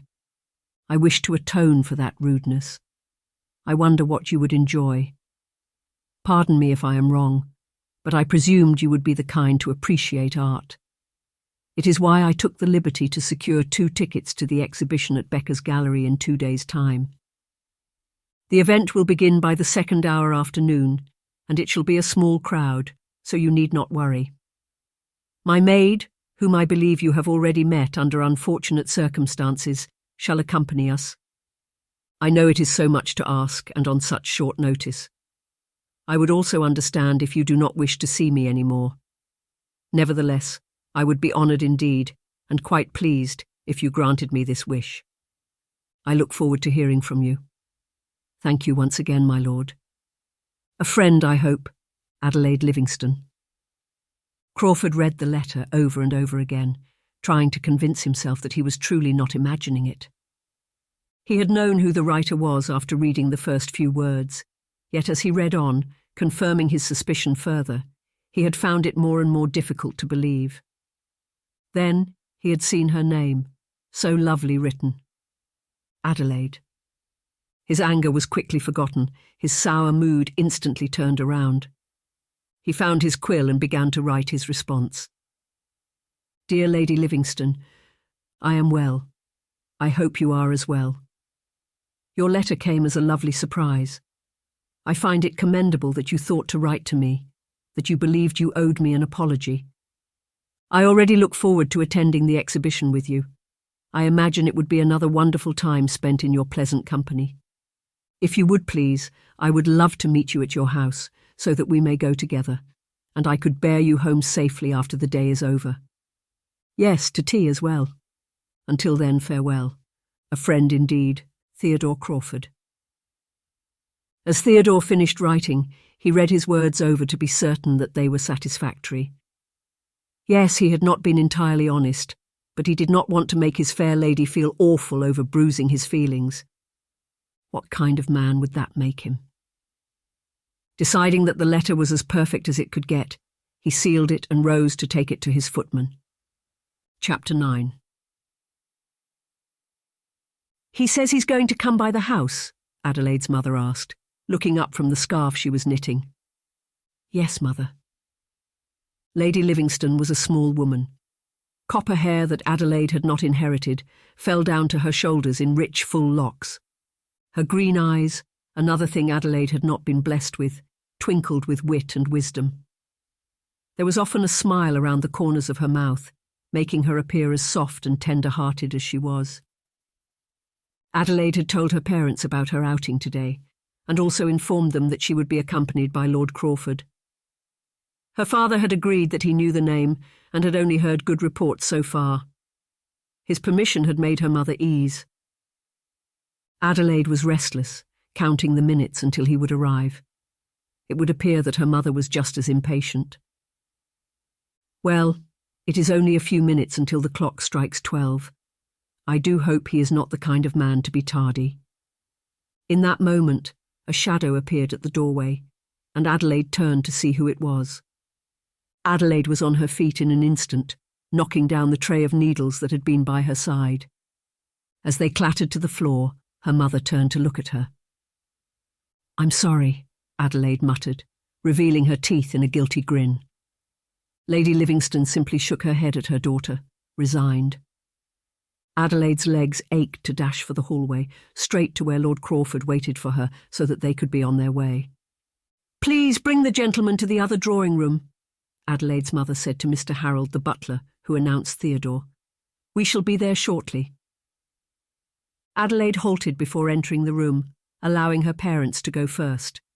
She wanted to take a few moments to calm the beating of her heart. The doors of the drawing room had been left open, so she walked in, head high, spine straight, and shoulders squared. Adelaide's mother and father, William Livingstone, were already in the room speaking with Lord Crawford. For some reason, as she saw him seated there with her parents engaged in light conversation, her heart leapt in her chest. That confused her, but she put it away, deciding not to think of it. Perhaps she was simply eager to get going. Lord Crawford became aware of her presence, and as he did, he rose to his feet. Her attention was drawn away from him, to the smile on her parents' faces as they turned to look at her. "My lady." Lord Crawford greeted her as she came to a stop a few feet away from him. She sunk into a shallow curtsy, glad that she executed it without a hitch. "My lord," she murmured, rising, "welcome to my home. It is a pleasure to have you here." "Thank you. It is I who am honoured. As I have told your lovely parents, your home is beautiful, as are you." Her cheeks warmed, and when his lips curved in a smile, she knew that he could see her blush. "You are too kind, my lord." She turned to her parents then. "Mother, father, I suppose you have made the acquaintance of Lord Crawford." It was her father who answered. "Ah, indeed we have. He is an impressive young man, and he has promised to return you home before nightfall." "Have no doubt about that, father. After all, he was the one who came to my rescue the night Patricia and I were attacked by thugs."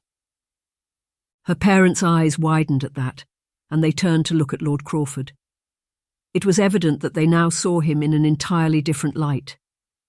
If they had liked him before, Adelaide knew they did even more so now. Their next words to him were filled with gratitude. Crawford, ever modest, received them all graciously. In fact, Adelaide believed that she spotted some redness in his cheeks. She waited patiently as her parents lauded him with appreciation, sneaking a look at the clock in intervals. When she could no longer hold it in any more, she blurted, "We should get going." Everyone turned to look at her, surprised by her interruption. Adelaide did not have it in her to feel sorry. However, she tried to look that way. Smiling, she explained, "Ah, I mean, we have a place to be, remember?" Her father nodded, agreeing. He turned to Crawford then, looking him in the eye easily as the men stood at the same height. "Take care of her, would you?" "You have my word, sir." "And return her before dark. Adelaide can be very convincing when she has her mind set on a detour." Warmth flooded Adelaide's cheeks once again as her mother added those words. She was not a child that had to be cautioned and looked after all the time. She could manage well enough on her own. Now they would make Lord Crawford think otherwise. "I am aware that the lady has a mind on her own. That is one of the things I greatly admire about her." Crawford's words surprised and touched Adelaide in ways she had never known was possible. Eyes widened, she looked up at him, her heart filled with awe. He must have felt her gaze, for he turned toward her, and their eyes met. He nodded, letting her know that she did not have to say a word. He understood. Before we continue into the story, make us a favor. Hit the subscribe button. This way we will be able to create more audiobooks for free for you. Thank you again. Now, back to our story. Chapter 10. The carriage ride was lovely. Crawford continued to prove himself a gentleman by making light conversation with Patricia and showering her with praise. Adelaide was happy to keep quiet and watch the exchange, chuckling every time she saw her maid go pink. Sometimes Patricia forgot herself and burst out laughing. Such was the effect Theodore had on people. He was a nice man indeed, and Adelaide was happy to be in his company. Finally, they arrived at the gallery, and the moment the carriage came to a stop, Adelaide was on her feet, eager to go inside. Crawford noticed this and looked up at her, a knowing smile on his face. She stilled, expecting a chiding remark, but none came. Instead, he rose as well and jumped down. Then he offered her his hands and assisted her off of the carriage. He helped Patricia afterwards, and when all three of them were ready, he turned them towards the building. The next few moments passed by very quickly. They submitted their tickets and were granted entrance into the gallery. It was a fascinating time, just as Adelaide had reckoned. There were so many paintings on display, as well as other art pieces and crafted works. From time to time, Adelaide and Theodore shared their thoughts on the pieces. As they did, she saw that he truly had an eye for art. All in all, the afternoon went very well. By the time the exhibition came to an end and they retired to the lounge for tea, Adelaide was happy that she had taken the brave step to invite him out today. Now settled and sipping their tea, she began, "It was such a lovely time. Would you not agree, my lord?" "Absolutely, Lady Adelaide. I have not had such a beautiful afternoon in a long time. It was a delightful experience, and the company even more so." He looked at her meaningfully as he said those last words. "I would say the same," she murmured simply in return. Pausing, she reached for her cup of tea and took a sip. As she placed the cup back on the table, she continued, "I must say thank you for speaking on my behalf with my parents. No one has ever done that for me. It is I who should thank you for writing to me. You have no inkling how thrilled I was to receive your letter. Had you not invited me, I would have spent my afternoon in my study, working away as usual. I am glad this afforded me a chance to take a break. As for the other matter, please do not feel the need to thank me. I simply spoke as I felt." "You are gracious indeed, my lord." "As are you, my lady." Curiosity began to grow inside of her. She knew nothing of him, save for his name and title. She looked at Patricia and saw that her maid was sitting in a corner away from them and busying herself by people watching. This made Adelaide smile. She knew that the moment she looked away, Patricia's eyes would be on them. "So, my lady, tell me, after we are done with tea here, is there any other place you wish to visit?" She moved to say yes, but she suddenly remembered that she had an appointment with Josephine. Her best friend had visited the day before with news from the Hayes. Apparently, Clarence and his mother were inviting them both to their home. Josephine had happily informed Adelaide, and right after, she had announced that it would be wise to do some shopping. Adelaide did not see the need for that. She had plenty of dresses to choose from, and Josephine had even more, but her best friend would not take no for an answer. So, still feeling a bit awful for the accusation she had made that night at the ball, Adelaide had agreed to go shopping with Josephine. They had chosen this evening for their outing. "You remember my best friend Josephine?" she asked. Crawford nodded. "From the balcony, yes?" "Yes, I am to go shopping with her this evening, but there is time yet until we have to meet. You must know that I do not intend to keep you. I am certain Josephine will bring a carriage, and after we are done, she will be happy to take Patricia and I home." A small frown settled on his face. He did not seem too pleased. "But I gave my word to your parents. I said I would bring you home." "Would you wait then, as two ladies fawn over skirts and colours, trying on tens of dresses?" She watched as his brows furrowed, and she knew that he was in deep thought. "You only need to tell me when you shall be done. I will return to take you home. Please do not feel obligated. I shall explain to Mother and Father, and they will understand. You do not have to worry about going back on your word. I wish I had remembered earlier. I would have mentioned it in their presence." If you insist, my lady. Still, know that it is no trouble to wait or leave and return if you would rather not have me around." She smiled at him, reaching out to place her hand on his. "I know. I simply choose not to ask it of you." He nodded, finally acquiescing. As he did, his frown went away, and his brows relaxed. Adelaide was happy to see that. "In the time we have left, there is something I wish to discuss with you, my lord. I had hoped that we would continue it at the ball, but after you left—" As she trailed, he nodded, urging her on. She knew she had his attention. "It is the matter of the thief. That night, you see, I went after him because he had stolen the possession of a drunk man who I had accidentally knocked down in the street. I knew the man was too inebriated to go after the thief, so I took it upon myself to do so. Foolish and reckless, yet brave and utterly commendable. Again her cheeks warmed, and she wondered how he managed to make her blush so easily. I am humbled that you think of it that way. She took a breath, shifting in her seat to lean in before she continued. You see, the thief had stolen a box, and I managed to retrieve it before the accident. As I was shaken up by the thought of the man dying, I went home right away and forgot to return the box to its owner. Now, here lies the problem. It was so dark, and the man's face was obscured by a hat, so I could not get a proper look at him. I am afraid I do not know what he looks like, and I doubt I shall be able to recognize him if he walked right up to me. I do not feel comfortable having another man's property in my possession. Pray tell me, what do I do? He sighed as she finished. For a moment he said nothing. Adelaide knew he was thinking, so she let him. Do you happen to know what lies in the box? Maybe it could give us an inkling as to who the owner might be. She shook her head. I have been unable to bring myself to open it. I do not think I can. It feels wrong. There was another short silence. Then he spoke again. My lady, if you would not mind handing it over to me, I believe that I can, with my resources, find its owner and return it. I would come up with a story of how it came into my possession to avoid implicating you. What do you think? Adelaide's eyes opened as her mouth fell.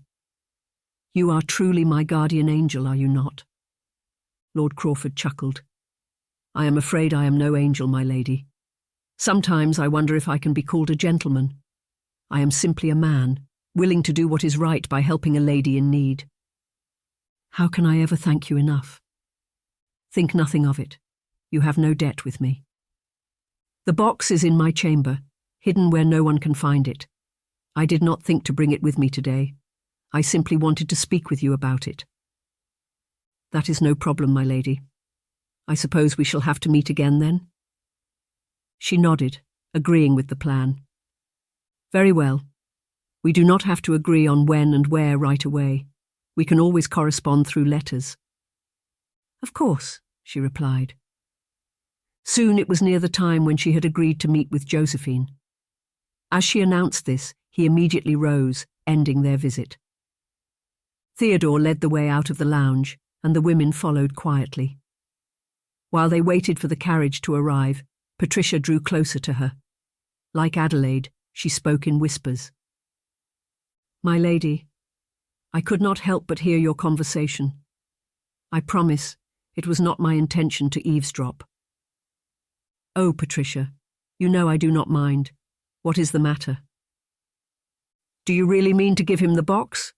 How can you trust him so easily? Adelaide thought of that. She had not hesitated to agree to his suggestion. Why was that? I have no reason not to, Patricia. He has been helpful so far and has kept our secret. Why would I not trust him with the box as well? I am simply advising exercising caution is all. He seems too right. Well, speaking of possessions, while we were in the lounge I caught a bit of gossip. I am sure you will tell me, Patricia. Of course.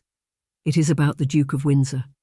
They say he was assaulted and had the jewels that were in his possession stolen from him. Sad news it is, I tell you. They have been searching, but futilely. They have not been able to find the thief or the jewels. Adelaide would have responded, but the carriage arrived in that moment and Crawford turned to them. Forgetting the discussion, she smiled at him and took his hand. Soon, all three of them were settled in. He saw them to the dressmaker's shop and only left after making sure that Josephine had arrived.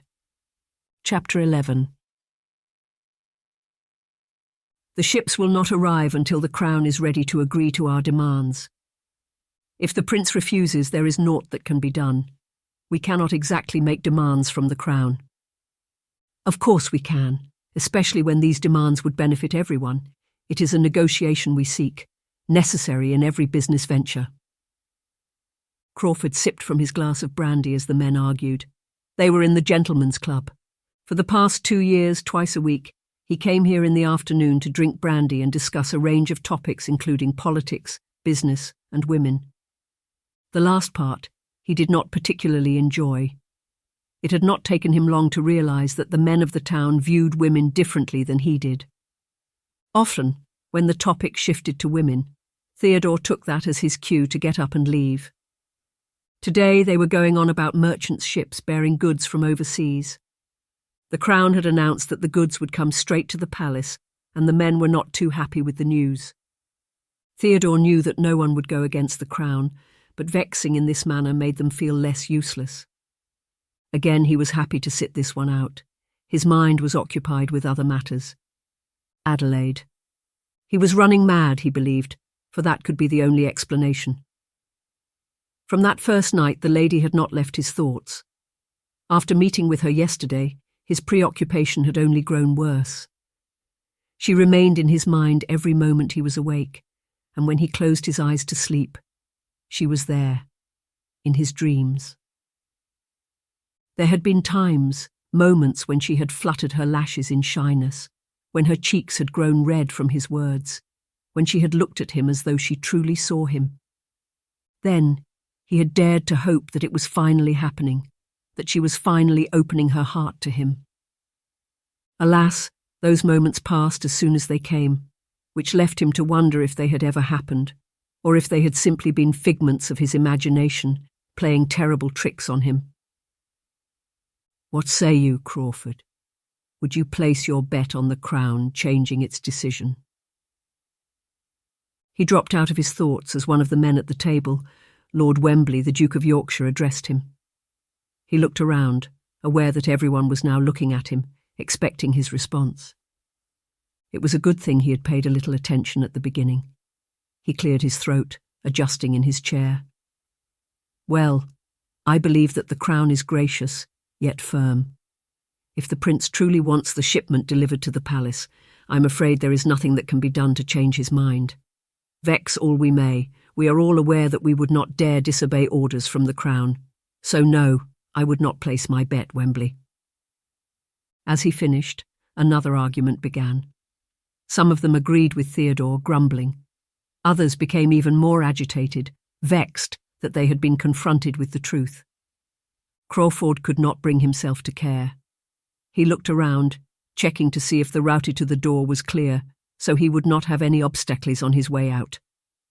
As he did, something caught his attention. There was a man at the opposite end of the room, seated in a lonely corner. He had his face covered with a large hat, but the way he snapped his head in another direction when Theodore's gaze fell upon him arrested his attention. Something gnawed in Theodore's heart concerning this man, and the more he stared at him, the worse it got. The man kept his gaze averted, as though he was afraid to turn around. Their gazes locked then, and the stranger's eyes widened as he realized he had been caught. In a flash of lightning, he got to his feet and all but ran out of the club. Theodore's suspicions were confirmed. The man had been spying on him, and now that he knew he had been caught, was on the run. Rising to his feet, Theodore grabbed his hat and placed it on his head. His companions all looked up at him, but they did not seem surprised. Theodore was known for walking away just when things got interesting. He walked as fast as his legs could carry him, resisting the urge to run until he got out of the club. Just as he stepped through the door, he caught sight of the spy turning the corner down the street. Then Theodore broke into a run, not minding the attention he was drawing to himself. He reached the corner right after the man disappeared around it. As he did, he saw that the street was a dead end and the spy was nowhere in sight. He had lost him. Frustrated, Theodore stopped to catch his breath. As he did, Theodore tried to search his mind for any reason someone would spy on him. Could it be some men from his father's life? Theodore had mostly kept to himself since inheriting his father's title and wealth. He had not gotten into any quarrel with anyone, none that he could remember anyone. So why would anyone want to spy on him? He remembered the man's profile and face vividly. It would not be hard for him to draw up a description. Perhaps Delwyn would be able to help find this man. Theodore could then find out for sure what was going on. Chapter 12. I wonder why we have been invited to their country house. It is the season. I thought everyone was supposed to be in London this time of the year. Adelaide's mouth settled into a pout as she finished speaking. She did not particularly care for the long carriage ride to the Hayes' home. When Josephine had arrived this morning, she had announced that they would be going to Wellington, for that was where Clarence and his mother wished to receive them. Adelaide had thought nothing of it at the time. She had simply been delighted, eager even, to see Clarence again. Thinking that he had thought of her, enough to invite her to his home, was thrilling to say the least. Clarence had sent a carriage for them upon receiving their letter of acceptance. Adelaide's spirits remained high as the journey began. However, hours later, she could not help but voice her frustration. Josephine had claimed that Clarence thought it would be wise for her to serve as an escort, as Adelaide could not visit alone. That had made Adelaide believe that she was the one who Clarence wished to see, and the invitation had been extended to Josephine for the sake of propriety. However, Josephine appeared to be more excited than usual. Her friend had been unable to sit still all morning, bubbly and chatty, not to mention the effort she had gone through to get a new dress for this visit.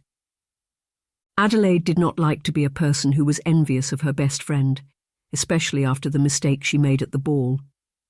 Yet she could not stop herself from having jealous thoughts. Had she been right all along? Was Josephine interested in Clarence as well? Oh well, Wellington is only a few hours' ride from London, Adelaide. It isn't even noon yet. Josephine's response did not make Adelaide feel any better. Knowing that it would do no good to let her sour mood affect the atmosphere, she clamped her mouth shut and sunk further into her thoughts. Finally, the carriage rolled to a stop inside of the Hayes manor. A footman was by their carriage in an instant, happy to help them down. They took his hands, one after the other. As they both stood, now out of the carriage, they turned around to face the grand castle. It was breathtakingly beautiful. It was all that Adelaide had thought it would be and more. Right above the stairs that led to the huge doors were Clarence and the Duchess Dowager waiting for them. Adelaide's heart fluttered as her eyes settled on him, and she immediately forgot the ache in her bones and her displeasure with the long journey. It is good I came along, Adele, rather than Patricia. At least I can be of help and push you both towards each other if you are too timid, Josephine whispered, leaning into her. Adelaide frowned at this, not appreciating the way Josephine sounded one bit. I am quite capable of charming a man myself, Josephine, thank you. It took great strength to hold back the bite in her words, so they would not sound like a sharp retort. She did not know what was going on, but Josephine was not the enemy, and it would not do to hurt her friend's feelings. I never said you aren't. I was simply offering my help, as always. Do not forget, Adelaide, I was the one who put in the word that made Clarence invite you here in the first place. I have been of help so far. I can be of help still. Do not be so quick to push me away, believing that you no longer have need of me. Adelaide sighed.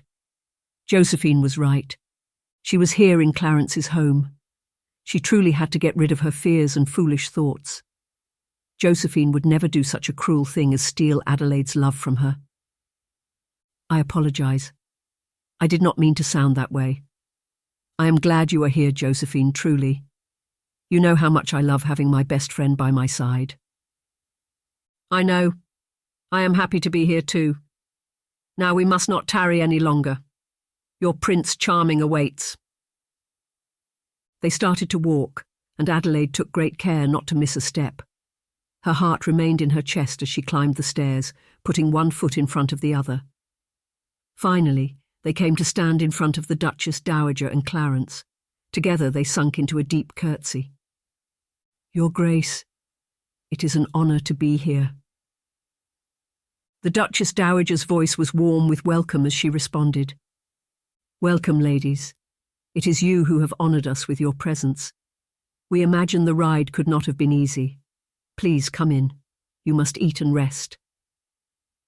Adelaide and Josephine rose. "Thank you, Your Grace," they chorused. Lady Hayes's smile was even warmer than her voice. Adelaide met her eye for a brief moment, her own smile hurting her cheeks, before she turned to Clarence. Her heart thrummed softly as she laid eyes upon him again. It appeared he had grown even more handsome since the last time she had seen him. His grin widened, and that small gesture caused her stomach to flip. "My ladies, you have no inkling how much joy you have put in my heart by gracing me with your presence." He took Josephine's hand first, bowing to kiss her. As he rose, he spoke again. "Thank you for bringing Adelaide with you, Josephine. I have been anxious to see her again." "Oh, Clarence, you know you do not have to thank me. You two are very dear to my heart. I would do anything to see you both happy." Clarence smiled at Josephine, thanking her again. Then he stepped away from her to stand directly in front of Adelaide. As he took her hand, Adelaide's skin jumped at his touch, her nerves starting to tingle. He smirked knowingly, dipping into a regal bow. Adelaide stilled, holding her breath for what was to come. The moment she felt the cool brush of his lips against her hand, she exhaled. He was perfect. Utterly so. Slowly he rose, and when he had stretched to full length, he brought his other hand to place atop hers. Clarence clearly cared for her, just as she cared for him. The Duchess Dowager, who had carefully been observing the exchange with a smile on her lips, spoke. "Come now, a feast awaits." Adelaide could tell that the older lady had taken a liking to her as well. She had only met the Duchess Dowager a handful of times, but the woman had only ever been kind. If her son had set his sight on Adelaide, could that be approval she heard in the Duchess's voice? Willing herself not to ponder recklessly upon the matter, she let Clarence lead her into his home. The interior was even more grand than the outside, and as she took in the decor, amazement filled her. Lunch went well, and the Duchess made it even more pleasant with light conversation. She asked of Adelaide's parents and of Josephine's, of their thoughts about the season so far, and their intentions for the rest of it. All these questions they answered gracefully. By the time lunch ended, Adelaide was beginning to feel at home. Afterwards they moved to the gardens where the Duchess suggested they stretch their legs after such a hearty meal. "I hope you like my home, Adelaide," Clarence began as he fell into her side. "I have never seen anything like it. It is magnificent indeed, so big and beautiful." A smug smile settled on Clarence's face. He was evidently proud of his abode. "That it is. It has been in my family for 3 generations. I am the 4th. Every 50 years renovations are done to keep up with the fashion. Mother loves it here." He paused, then continued. "So, tell me, Adelaide, what did you do while I was away?" "Nothing of great importance. A little embroidery here, gardening there. I filled my time with books mostly, and running in the fields when we moved to the countryside for the summer." "Running in the fields?" "Yes, riding too. I would race the stable hand, Zacchaeus. It is a sport I enjoy well." Of course she had fallen off her horse a handful of times, ran into walls, slipped down the stairs, but she could not tell him all of these accidents. "Sounds like you had a delightful time, my lady. Although I do not believe it is proper for a lady of your status to get into racing games, much more with a stable hand. And running in the fields, why ever did your parents allow that?" Adelaide's heart plummeted in her chest and her stomach churned. A sinking feeling suddenly filled her. She had not expected such a response from Clarence. Oh dear, now she knew she should not have mentioned the riding and running. No proper lady spent her summer that way. You see," what could she say? Oh, and to think things had been going so well. "Clarence, come will you, please? There is something you must hear. I find it absolutely hilarious." Great, Adelaide thought as she looked up to see Josephine, beaming and leaning closely into the Dowager. What a time for Josephine's intervention. "Truly. Pray tell me, what has my mother told you that has you overcome with glee?" Josephine giggled, lifting her hands to cover her lips. The gesture made Adelaide frown. It was just one of those things that never occurred to her. She rarely ever remembered to cover her mouth while laughing. She never understood why anyone had to do that, just because they were ladies. Adelaide was aware that she had not been invited, and whatever Josephine had to share would remain a secret from her. "Adelaide, please, a moment." Heartbroken, she stood watching as Clarence left her side for Josephine's. When he reached the two women, Josephine leaned into his ear to whisper, and he too broke into happy laughter. The Duchess Dowager said something as well, and all three of them were laughing. They looked so lovely, like the perfect family, and Adelaide felt like a stranger, looking in from the outside. It made her heart twist in her chest, and she seemed incapable of getting rid of the pain. She waited a moment longer, hoping that Clarence would return to her, but he did not. Instead, for the rest of the afternoon, he remained at Josephine's side. Every now and then, they broke into hearty laughter, drawing Adelaide's attention and breaking her heart further. She tried to distract herself by the beautiful garden, but it was a futile attempt. When she did not try to steal glances, their laughter called to her. She had never seen Josephine so happy talking to a man. The way her friend looked at Clarence, how she occasionally brushed her hand against his shoulder, how her eyes twinkled and cheeks warmed when he looked at her. Adelaide could no longer deny it, or succeed in making herself believe she was simply imagining it. Josephine was interested in Clarence.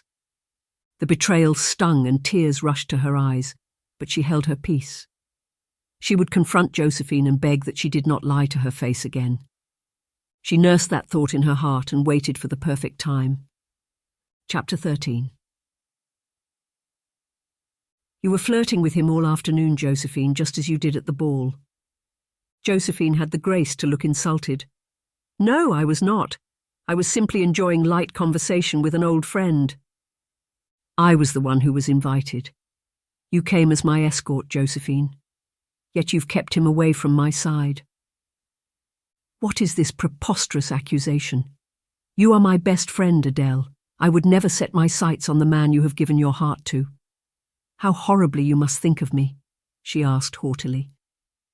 "How do you expect me not to have such thoughts when your actions speak for themselves? You said you were going to help with Clarence. All you have done is stand in my way." Josephine's anger seemed to vanish at that. She visibly calmed, blinking rapidly as though she had just made a startling realization. Suddenly, Adelaide's meek and demure friend was back. "I apologize, Adele. I was simply carried away with the joy of reconnecting with a childhood friend. I realize now that I should have been mindful of you and your feelings." Adelaide had never been more confused in her life. Once again she had confronted Josephine concerning Clarence, and yet again her friend had made her feel a fool for ever thinking the thought. "I shall like to return home now," she answered. She needed time to think. These feelings for Clarence were beginning to cloud her judgment, and she feared she risked losing her friendship with Josephine. "Are you certain? We have another hour or two." There was genuine concern in Josephine's voice. "I am. Besides, it is a long ride home. If we leave now, we will arrive before it gets dark." "Well, if you insist, we shall go inform the Duchess and Clarence." "Yes, please." Adelaide remained in her thoughts for the rest of the day, saying little else, save for farewells. She did not like the person she was becoming. Envious. She could not deny that there was something budding between Josephine and Clarence, whether they realized it or not. If it were revealed that Clarence and Josephine belonged together, could she come in the way of that? If she did not, would her heart ever recover? These thoughts remained on her mind as she got off the carriage right outside her family's townhouse. Mr. Harold was waiting to open the door for her. She thanked him as the door came open and stepped into the house. As she did, she caught a movement from the corner of her eyes. She turned quickly, just in time to catch a man disappearing around the corner. An uneasy feeling settled in the pit of her stomach. This was the second time such a thing had happened. The first time had been the second evening at Madame Teresa's after they returned home from shopping. Was she being watched? Perhaps it was just street urchins up to no good. "My lady, is something amiss?" She turned to Mr. Harold, grateful for the distraction. She shook her head, knowing there was no need to tell him what she had seen. She was not even certain what it was. "No, not at all. I thought I saw something is all." Saying nothing more, she went into her home. Chapter 14. "You are certain you have heard nothing of that man, Delwyn?" "Nothing at all. It is almost as if he had never set foot in London. No one I have shown the sketch to seems to recognise him." For a long moment Theodore said nothing. He was pensive. The moment he had returned from the club, he had made a sketch of the man's features. Afterwards, he had informed Delwyn about the strange occurrence, and Delwyn had readily picked up the investigation. It had been a week since then, and they had yet to learn anything. It was strange, especially when one considered that Delwyn was great at finding people. If he had yet to find that man, it meant the man did not want to be found. "Perhaps I shall try to make another sketch." "I do not think that would help matters. The sketch you made is good enough, Crawford. This man is simply hiding in the shadows, and he appears to be doing it well. Tell me, you still haven't been able to think of anyone who would want to spy on you?" "No one has crossed my mind. You tell me. You knew my father. Did he have any enemies that may wish to take revenge upon his son?" Delwyn's brows furrowed in a frown as he thought. Eventually, he shook his head. "No one comes to mind. You are very much like your father. He kept to himself most of the time, only showing his face in functions when it was entirely necessary. He was honest in his business dealings and well respected for that. He might not have been well loved, but he was respected and admired. Moreover, it has been over 2 years since you claimed your inheritance. Why would anyone wait this long to strike?" "I do not know, Delwyn. I simply cannot shake off the feeling that something bad is about to happen." "I see. In that case, dear friend, I propose that you prepare yourself for whatever is to come. Would you like for me to hire guards?" Theodore smiled at the thought. It was ridiculous. "I am capable of taking care of myself, Delwyn, you know this. Thank you nonetheless." The smile and twinkle in Delwyn's eyes told Theodore that the older man had only meant to jest. "These men certainly do not know who they're going up against. I suggest you dust your pistol. And, if you are ever in need of a sparring partner, I am happy to step in. It has been a while since I had a good fight with a worthy opponent." "Who knows, Delwyn? I might just take you up on that offer. I have missed sparring with you." "Those were good times, were they not?" Theodore nodded as the fond memories floated across his mind. Indeed they were. There was a long moment of comfortable silence. After a while, Delwyn spoke. "How fares our fair lady? You have not said a word of her all day. It is unlike you." The mention of Adelaide sent Theodore's heart sinking. Since their last meeting, he had yet to hear from her. He had heard, though, that she had paid a visit to Hayes's home in the countryside. That information had hurt him more than he cared to admit. "I do not know how she fares, Delwyn. I have written to her twice now since we last met, but have received no correspondence in return. I suppose she has been occupied with the Duke's attention. I hear he returned to London shortly after her visit." Delwyn shook his head. "You have fallen for this woman, Theodore. I wish you would stop beating about the bush and let her know of your affections for her. Hayes has not made his intentions clear. There is yet time to win her for yourself." The thought appealed to Theodore greatly.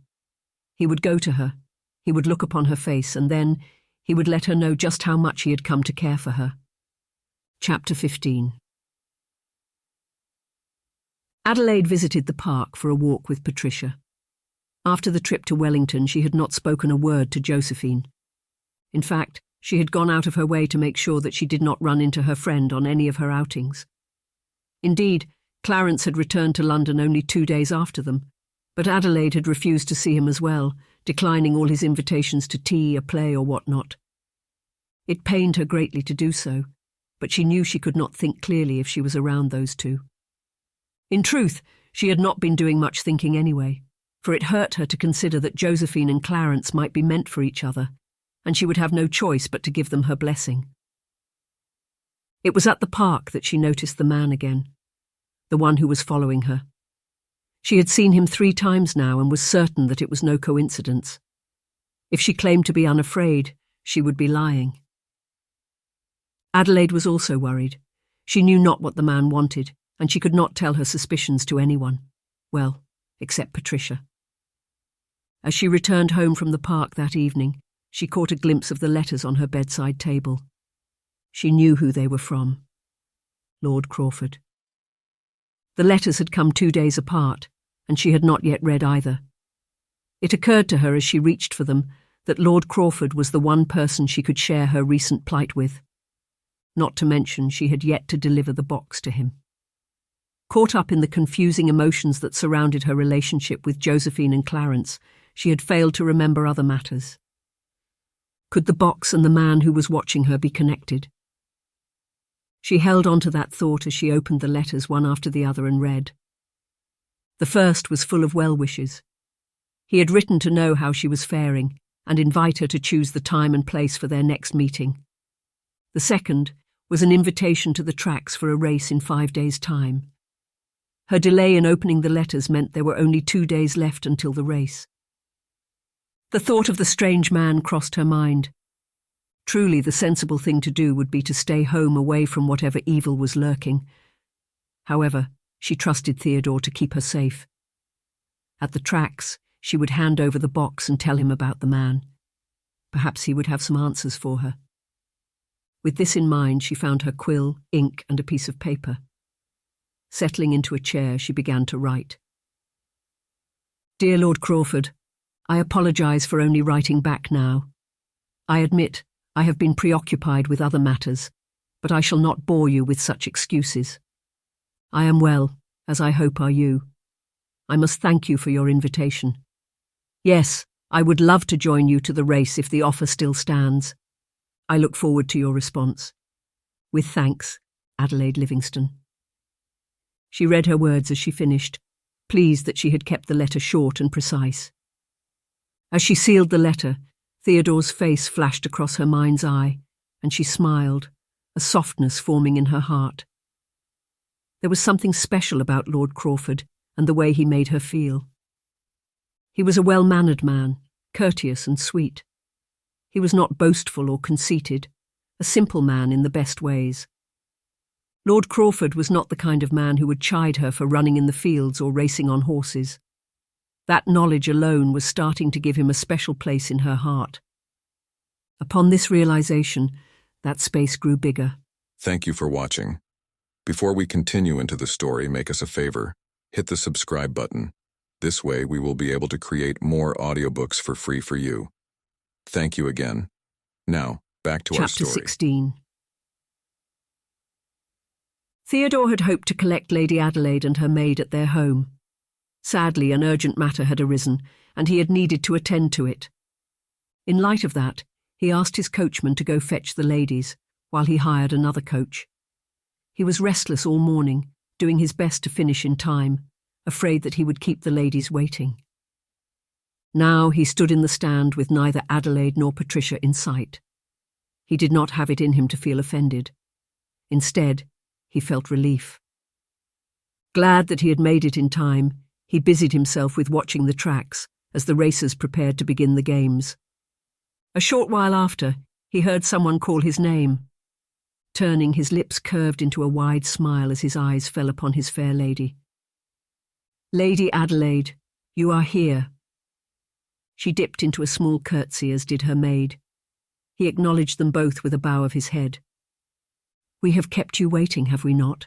She asked, remorse in her voice as she covered the short distance between them. Our deepest apologies. When you said that you had to attend to an urgent matter and might arrive later, I thought to take my time. Please do not feel the need to apologize, my lady. I have only been here a short while and the race is just now about to start." He paused as she turned to the tracks to affirm his words. When she looked back at him, he lost his breath. One thing Theodore was certain of: he would never be able to get over her beauty. "I am happy to see you again, my lady." There was that blush again, but something was different this time. Something that dared Theodore to hope. "As am I, my lord. You look well." "I am, thank you." The games began and conversation was soon forgotten.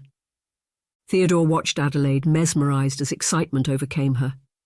Every now and then she jumped, talked incessantly about the riders, wagered on the one who quickly became her favourite, and vexed when he did not perform to par.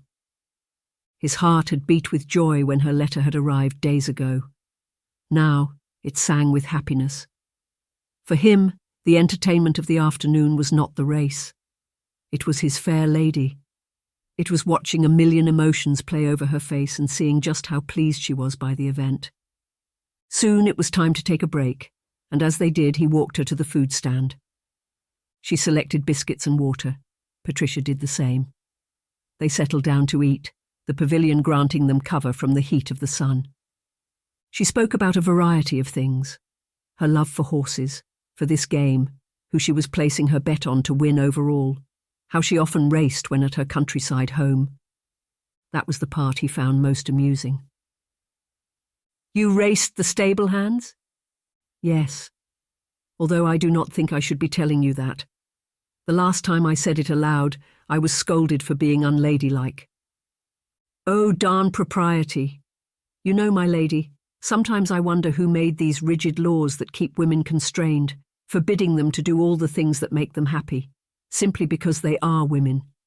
I have realised that you are not one of those ladies who let what is proper and what is not stifle them, and I admire you greatly for that.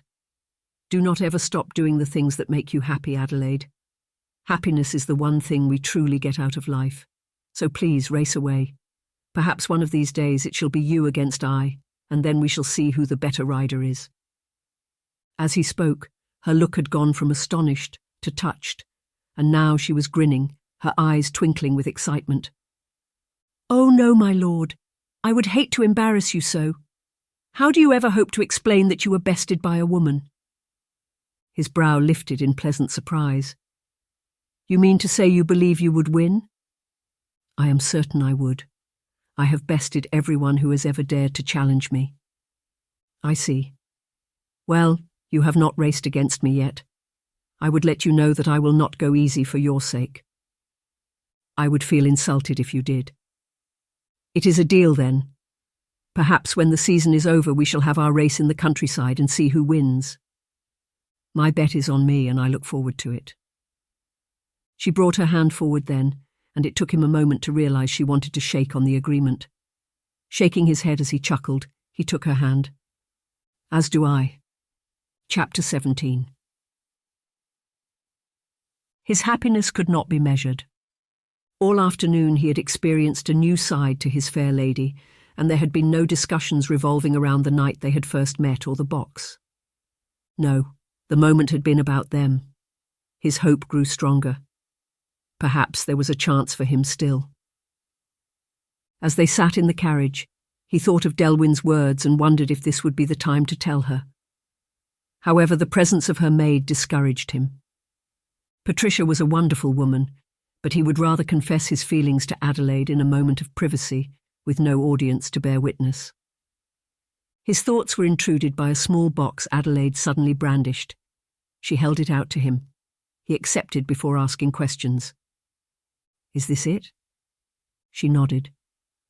"I have kept it with me all afternoon, waiting for a safe moment to hand it over." Theodore took a very careful look at the object. It was small, yes, yet intricately designed. He wondered what could be inside. He had kept his ears to the ground for a missing box since she first told him of it. He had heard nothing so far, except that the Duke of Windsor had been assaulted and had his jewels stolen.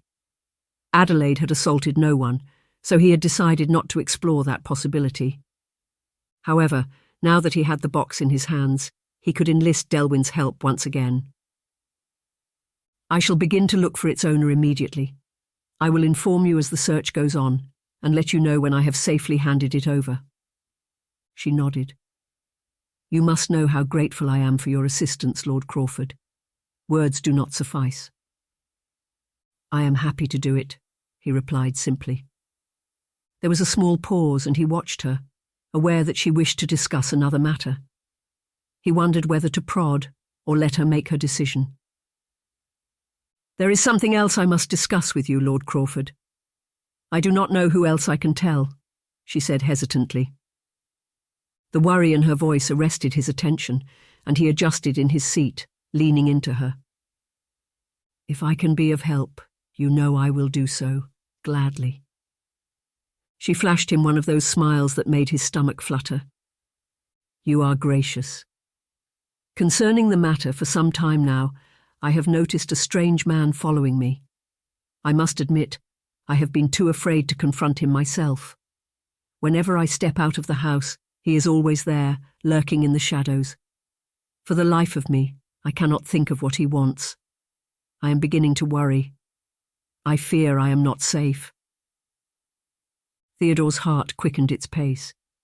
It would appear he was not the only one being followed. This new piece of information changed everything.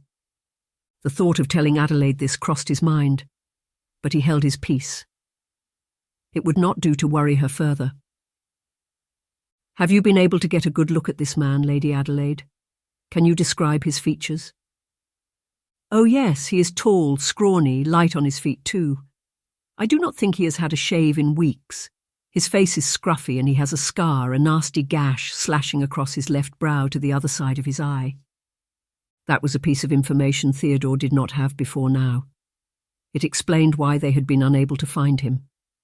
The man had his right side to Theodore at the club, and even when he had turned, Theodore had been unable to get a clear view, hence the scar had remained hidden. He would add that to the sketch and see what would come of it. "Is there anything else you can remember? When did you start noticing him?" "No, nothing I can think of. The evening of the exhibition, on my way home." He looked at the box in his hands, turning it slowly as he thought. Somehow everything had to do with this box. He knew it. The events of that night had brought him and Adelaide together. Someone knew that and was after them. Abruptly, he put the box into his breast pocket and reached to put his hand atop Adelaide's comfortingly. "Do not fret, my lady. I shall get to the bottom of this and make certain that the problem is taken care of. Soon, you shall not have to look over your shoulders when you leave your home." She heaved a sigh of relief. "Oh, thank you, Lord Crawford. I knew I could count on you." She held his eyes as she said those words, and he wondered if she knew how greatly she affected him. How awry she had made his insides by expressing that measure of trust in him. He could not fail her. He would not.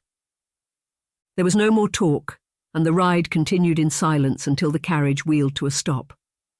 A quick look out the window informed him that they had arrived at her residence.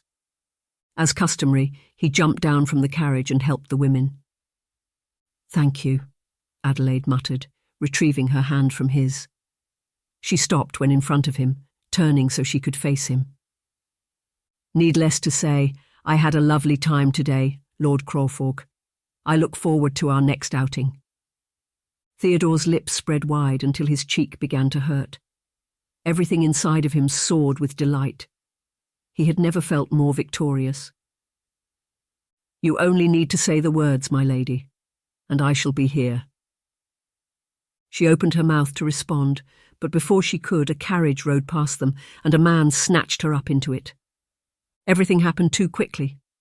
So fast that it took a moment for Theodore to realize what was happening. As he did, he looked up to see Adelaide getting farther away, her eyes filled with fear, calling out to him. Chapter 18. Adelaide had never been more afraid in her entire life. The man who had grabbed her had taken her inside an unknown carriage and thrown a hood over her head. She could not see anything. She only heard voices, none of which sounded familiar. Her palms were sweaty, her insides twisted hurtfully, and her chest ached from the thudding of her heart against her ribs. She should have been more careful. The man who had been following her all week had been doing so with dangerous intent. Now he had struck. She was certain he was the one behind this. Tears stung her eyes, but she held them in. She did not know what these men wanted, but she would not give them the satisfaction of seeing her cry. Not that they could see her any more than she could see them. Oh, Theodore, was he safe? And Patricia? Dear Lord, I hope they have not been hurt. Where is the box? As the angry voice filled the air, she felt something sharp press against her neck. Adelaide swallowed, but the lump that had formed in her throat remained. It seemed as though in any moment her heart would break out of her chest. "Do not make me ask again," the man shouted, pressing what Adelaide now believed to be a knife deeper against her throat. I do not know what you speak of. What box? Who are you?" she stuttered. Of course, the box was the reason for everything, and that meant Theodore and Patricia were in danger as well. "We would hate to hurt you, lady, however, we shall if you continue to lie. This is no game. I assure you, I do not know what you speak of. The only box I have is the one my mother gave to me when I turned 12. I have had it since then." "You lie still. Very well, you leave us no choice." The knife left her neck and Adelaide held her breath, afraid that when it came back it would go right through her. Beads of sweat dropped down her face, and for a fleeting moment she contemplated saving her life by confessing. Why did she have to protect a box that did not belong to her anyway? "Stop!" she shouted. As she did, the carriage screeched to an abrupt stop. Adelaide frowned, confused. Had she shouted that loudly? How had she compelled even the coachman to stop the carriage? Before she could answer that question, the carriage suddenly became bright, as though the door had opened. She heard scuffling and a heavy thud as someone hit the ground with a groan. Then, the cocking of a pistol. She stilled, her confusion and fear growing. What was happening? Her hands had been bound as well, so she could not rid herself of the hood to get a look. The hood was soon yanked off her head. The sight that met her sent her eyes growing wide as her mouth fell open. "Lord Crawford, you came for me." "How could I not?" he asked, his pistol pointed at the other man in the carriage, while his free hand undid the rope that bound her wrists.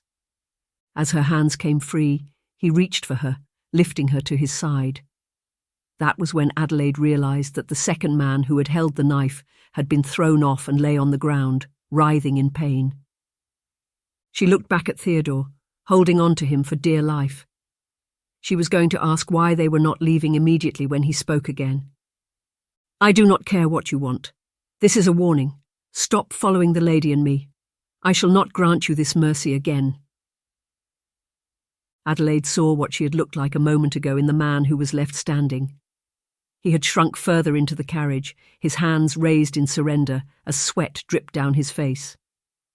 With this heroic gesture, Theodore had made the man feel the same fear she had been faced with, and he was doing what they would not have done for her, setting them free.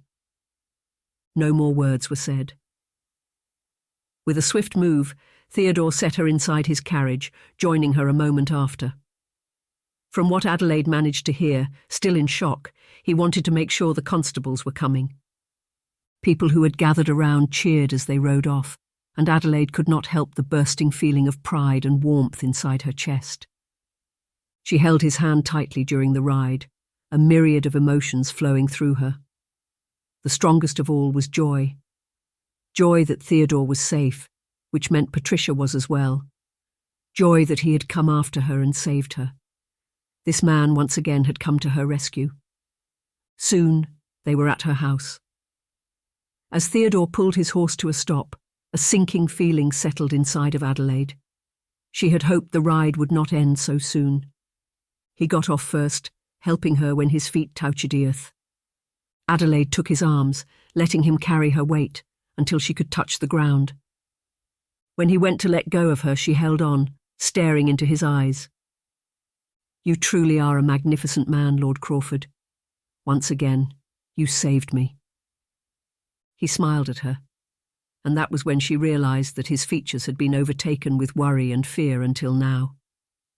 The thought awed her. He had been worried and afraid for her. "I am, after all, your guardian angel, am I not?"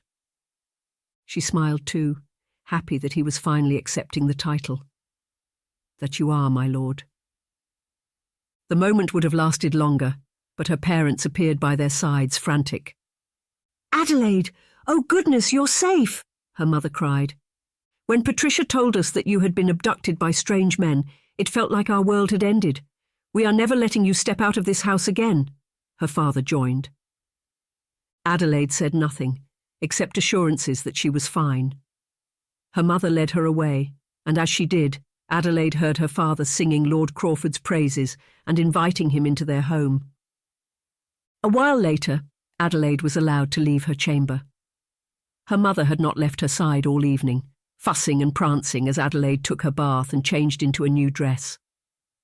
All the while her thoughts remained downstairs, in her father's study where she knew Lord Crawford remained. He had been asked to stay for dinner and had agreed. There was a tingly feeling in her heart at the thought of seeing him again. Now she truly saw Lord Crawford in an entirely different light. He was not just a man who was kind to her and with whom she shared a good friendship. He was now the man she was coming to care for, greatly. She went straight to her father's study, eager to see him, to thank him again for his timely intervention.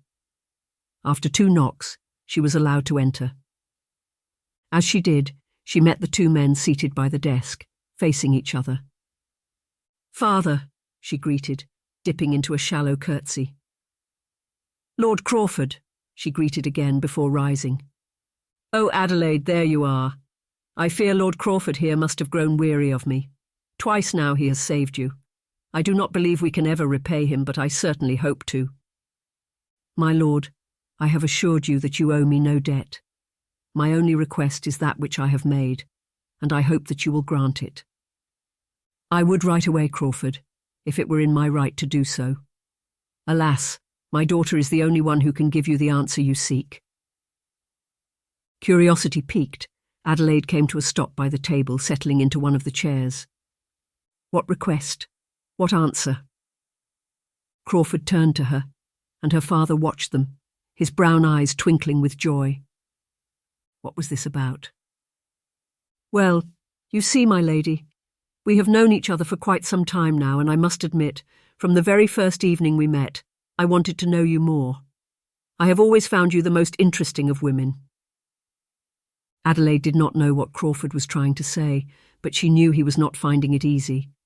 He was counting his words. Crawford might not be a conceited man, but he was confident. "Oh, Lord Crawford, at this pace, you will never tell her what your heart wants. Lord knows you found it easier telling me. Well then, I shall lend a helping hand. Dear one, I believe what the young man is trying to say is that he would love to court you." What? She realized too late that she had voiced that thought aloud. She turned to her father, then to Crawford. "Is this so, my lord?" Lord Crawford looked so adorably uneasy, and she had half the heart to tease him. Her cheeks warmed at the thought. "Yes, Lady Adelaide, very much. It is what I was trying to say. I have always wished for." Before he could finish, he was interrupted once again by a new audience. They all looked up to see the butler by the door, followed closely by Clarence. Adelaide rose to her feet immediately. What was Clarence doing in her home, and without sending word of his visit first? "My lord, the Duke of Wellington, Lord Hayes, is here to see you." Clarence did not wait for her father to speak. He strode past the butler, coming to stand by the desk. Lord Livingstone sent the butler away with a flick of his hand and turned to the gentleman who had just intruded, rising to his feet as well. "Your Grace, this is quite a surprise. To what do I owe this visit?" "I have come to claim what is mine, Lord Livingstone. I have come to ask for the permission to court your daughter, Adelaide Livingstone." This time Adelaide let her thought ring loud again. What? Chapter 19. Adelaide was aware of how strange it was, the news that a lady had agreed to be courted by two men. Oh, but she had. That evening in her father's study, after Clarence and Theodore had declared their interest, and she had been thrown into confusion once more. Clarence, the man whom she had loved for over a year, and Theodore, the man she was starting to love. Considering how wonderful Theodore was to her, one would assume that the choice would have been easy. Ah, but Clarence had finally openly declared his affections for her. It was all she had looked forward to for the past year, all she had wanted. How could she have easily turned him down? Unable to make a decision right away, she had told both men that she needed time to make up her mind.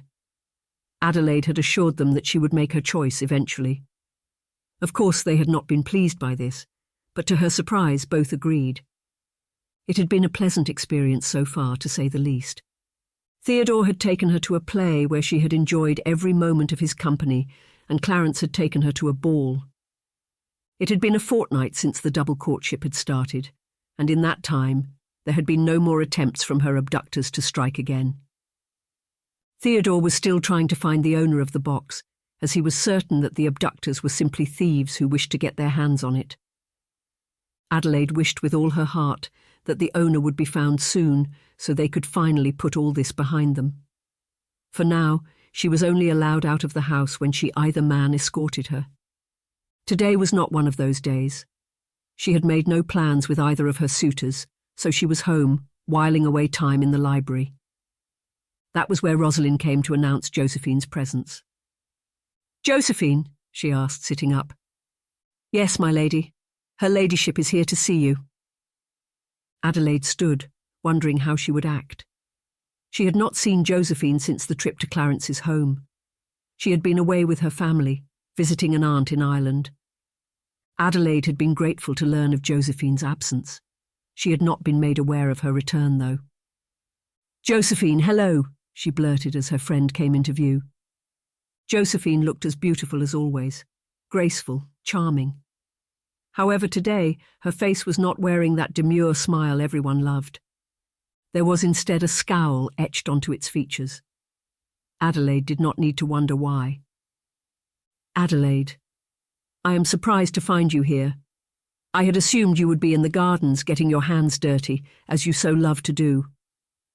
Indeed, Adelaide enjoyed gardening, but she did not miss the bite in Josephine's words, or the double meaning.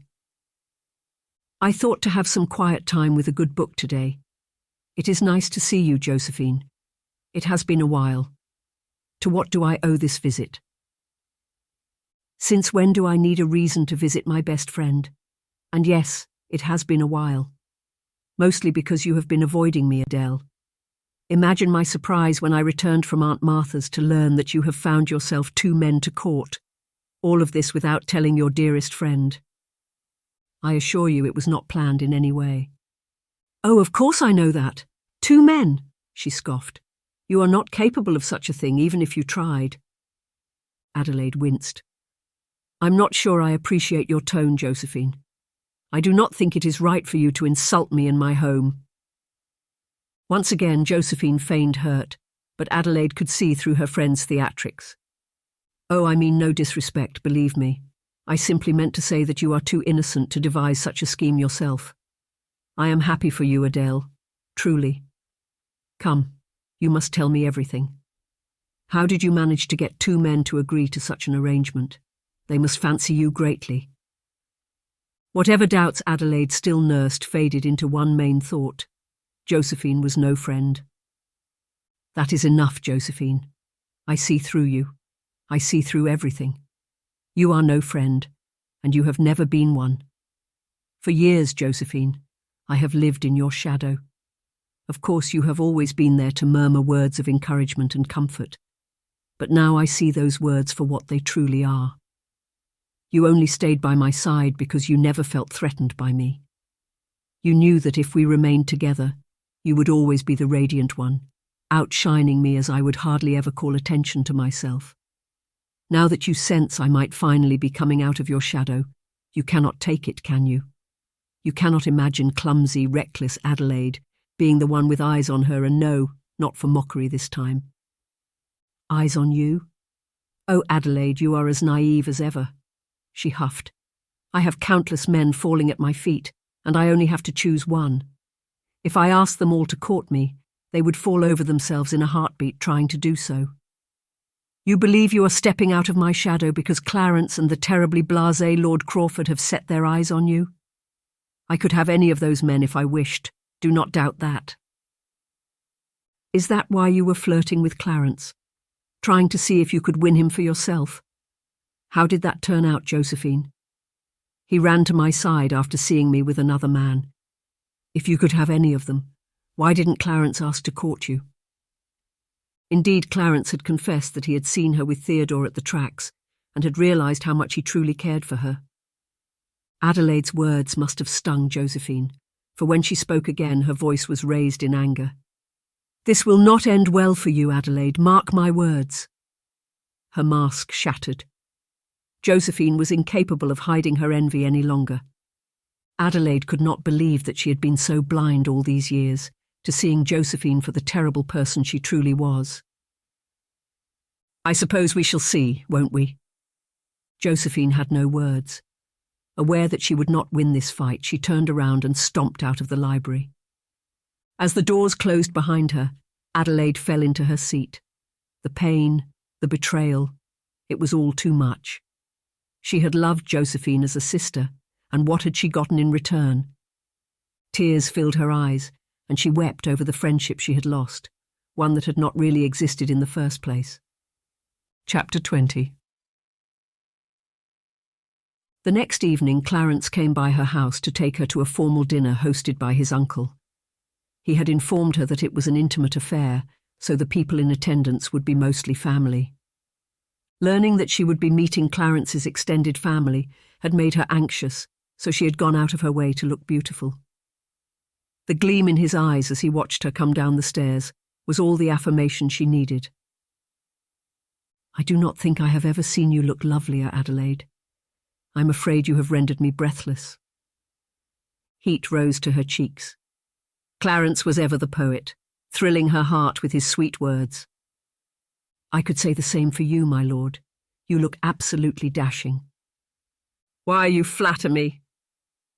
Still smiling, his eyes broke away from her to bid her parents farewell, promising to bring her home before midnight. Then they were on their way. The ride to his uncle's was pleasantly quiet. They soon arrived to see that they were fashionably late. The castle was enormous, and the largest dining hall she had ever seen was full of people. Everyone was dressed in their finest. Clarence took her around, introducing her to those he could before dining began. Adelaide could not help being overly conscious of herself. Soon they came to a group of ladies who looked to be no older than Adelaide. Clarence, the first of them chimed. Uncle Edward told us you would be present tonight. We were beginning to doubt it when we arrived and did not see you. It is not in your fashion to be tardy, although now we see why. The ladies, all four of them, turned to Adelaide to size her up. The grimace on their faces told her their thoughts. A pang hit, but she kept her face expressionless. It would not do to let them know that their actions and words affected her. Ladies, please accept my apologies. I had to ride to the other side of town for my lady. You must meet Lady Adelaide Livingstone. Her parents are the Earl and Countess of Essex. Adelaide, Rosemary Archibald, Helena Goodwill, Lillian Witherspoon, and Alice Hathaway. Rosemary here is my cousin, my uncle's daughter. These ladies are her friends. Adelaide moved to greet them, but alas, they spared her no notice. She winced, wondering if Clarence had seen their snub. If he had, he did not show it.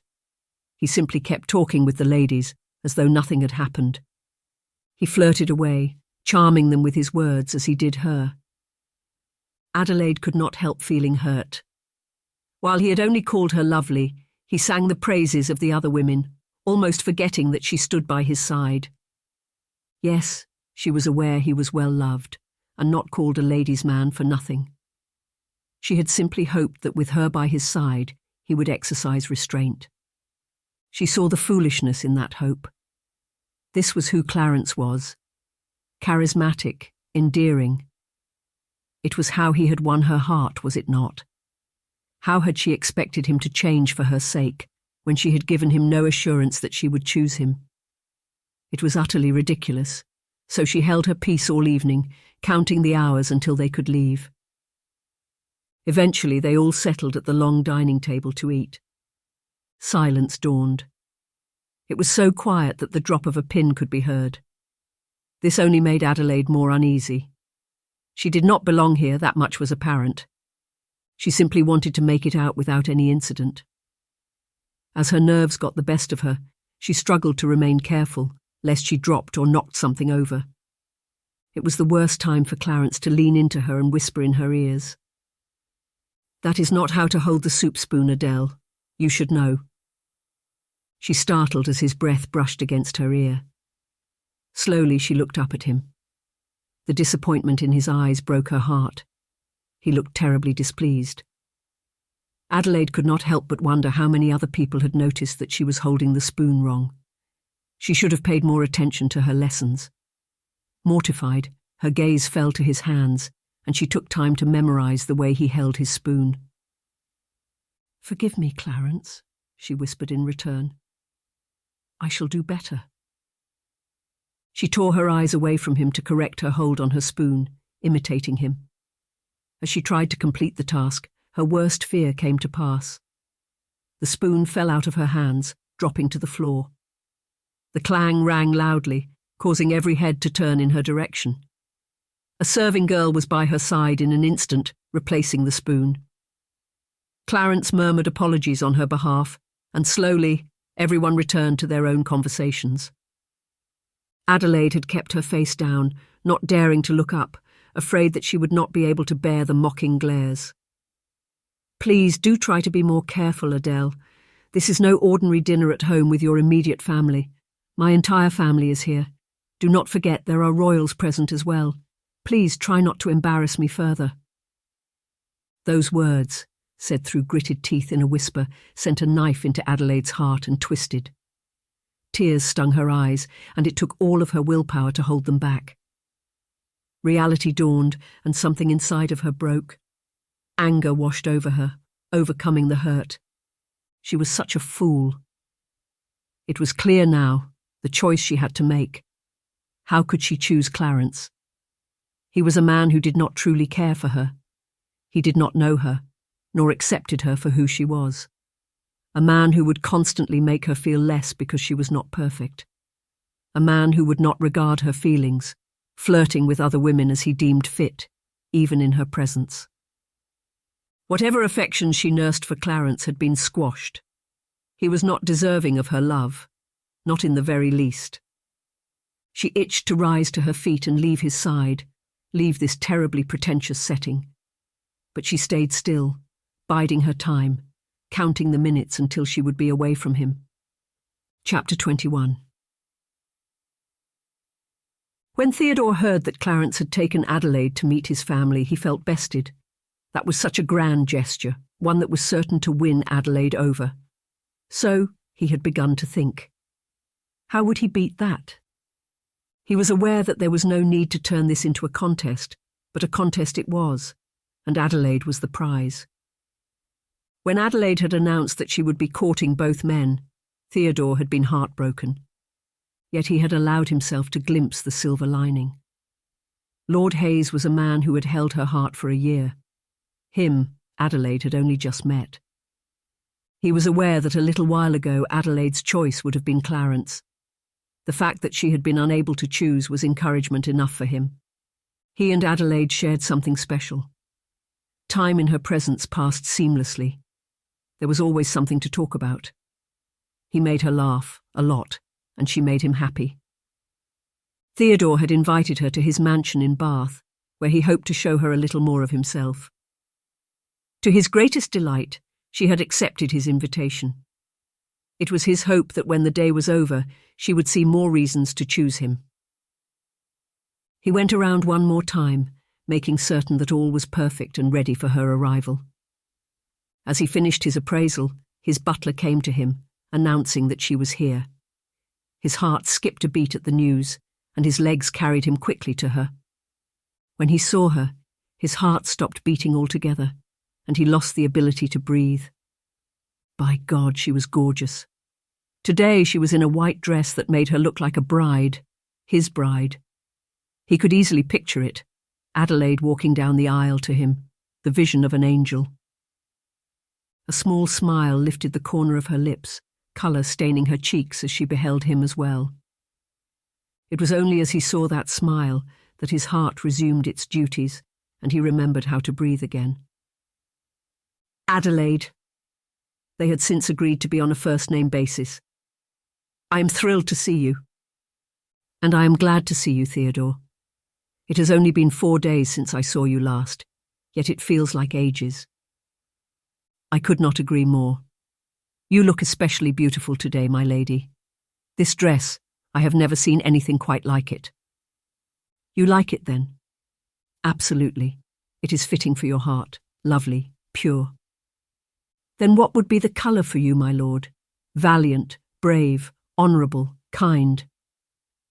Now he was the one with flaming cheeks. You think all these things of me? Her smile grew wider. And more. She paused to look around. He watched her as she did, wondering if she would approve of his home. You have such a lovely home, Theodore. I love the feel of it. Simple, yet elegant. It is what I believe a home should be. Her approval thrilled him no bounds, and he wondered how he would make it through the day without asking her to be his wife. Thank you. You have no inkling how much your words mean to me. I take the pleasure, Theodore. How have you been? Very well, my lady. Pardon my manners. How was the ride? I do hope it was not overly tiring. Not so much so. I do hate long carriage rides simply because I hate to be constrained in small spaces for a long period of time. Thankfully, your coachman was gracious enough to make hourly stops so I could stretch my legs. You must thank him for me. And the guard you sent as an escort. I am grateful for that also. Anything to keep you safe. As for the coachman, he shall receive your thanks.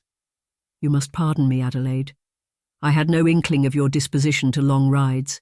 If you had told me it was so, I would not have asked it of you to come all the way here. Sure, offer no apologies. I came because I wanted to. I am glad I did. The inconvenience was well worth it, if only to see you again. Those words warmed his heart a great deal. Whatever fears he had regarding the outcome of her evening with Clarence faded away. You must eat and rest. Patricia has come with you, yes? Yes. She occupies herself with taking in the surroundings. Consider her utterly charmed, she replied. I will have someone show you both to your rooms soon. You're welcome to stay as long as you wish. Her response was a grateful smile. He led her away then, to the dining hall. Patricia was sent for, and she joined them before long. After dining, the maid disappeared again, and Theodore took it upon himself to give Adelaide a tour of his home. Soon they came to his carving house where he made sculptures of wood, different shapes and sizes. Many were the images of animals, humans. It was a hobby he had shared with his stepfather. After moving to Bath, he had decided to keep carving when he had the time. These are all perfectly done, Theodore. You have such gift and skill, Adelaide said, as she went from piece to piece, after he was done speaking. You truly think so? Without a doubt. Now I see why you appreciate art. You are quite the artist yourself. I am surprised you haven't mentioned it until now. He lifted his shoulder in a shrug. It is a part of me I mostly keep to myself. I only share these with a few special people. Delwyn, and now you. She looked up at him again, their eyes held. He could see that she understood the meaning of his words. She opened her mouth to speak, but no words came out, not for a moment. Finally, she said, I am glad you consider me special, Theodore. This is indeed quite the exhibit. I believe works like this are too wonderful to be kept hidden. My stepfather and Delwyn have shared that thought as well. I suppose one day I shall find the courage to share them with the world. Until then, they shall remain a sight for only those close to my heart. She smiled again, making his heart sing. He felt the weight of sculpture he had made specially for her in his pocket and wondered if now was the right time to present it. He decided against it. No, it would be a parting gift, for when she finally decided to leave. They returned to the drawing room so she could rest a while. To pass the time, they played a game of chess. As she had warned before they began, she bested him. Theodore was truly amazed when she won. He had given it his all, aware that anything less would be insulting to the lady. Beyond that, he was thrilled and still. His love for and admiration of her grew. She had played like a scholar, calculative and wise. After celebrating her win, they resumed the tour. This time he took her to the music room. The moment her eyes settled on the pianoforte, they lighted up. "Do you play, my lady?" She shook her head shyly. "Only for the family. I have been too shy to think myself any good. My family and Patricia beg to differ, of course." "So it is the same way I am with my carvings?" She seemed to consider that for a moment. "Yes, I would say so." "Well, seeing as I have shown you my carvings, do you not think it only fair to bless my ears with your music?" She chuckled. The soft laugh made his soul hum. "I suppose you do have a point. Very well then, I shall play, only if you agree to join me." "Absolutely." Smiling, he led her to the pianoforte, and when they had both settled, he asked that she take the lead. He sat, watching her as she plucked the first notes. Her eyes closed as she started to play, and he could feel the emotions wash over her. Soon he joined her, and as they played together, harmonizing, Theodore was aware that he had never shared something so extraordinary, so wonderful, with anyone before. Before we continue into the story, make us a favor. Hit the subscribe button. This way we will be able to create more audiobooks for free for you. Chapter 22. Adelaide remained in high spirits days after returning from Bath. She had had such a lovely time that she had ended up staying an extra day. When she had informed Theodore of this decision, he had been beside himself with joy. Quickly, he had sent a messenger to her father, bearing a letter to inform him of the new development. The time spent with Theodore could compare to nothing else. They were the happiest days of her life. They played more chess, and he let her watch him as he carved. In the evening of the last day, they had ridden into the village, visiting the market and people, making certain they fared well. There, she had seen what a wonderful and loved person Theodore was. It was clear now, Adelaide thought to herself as she admired the little carved horse Theodore had gifted her when they said their farewells. There was no contest. Never had been. Theodore was a better man than Clarence could ever hope to be. With him, she had not felt the need to pretend, be overly courteous, or behave like a proper lady. Even when she had run into things and knocked off objects a few times, Theodore had laughed and teased her for it. There had been no reprimand, no embarrassment, simply genuine companionship. Theodore had seen her for who she was, and he had accepted her completely. Oh, she loved him. She had come to that realization somewhere between the laughter, games, and serious conversations. She had fallen in love with Theodore Crawford, and she would choose him, over and over again.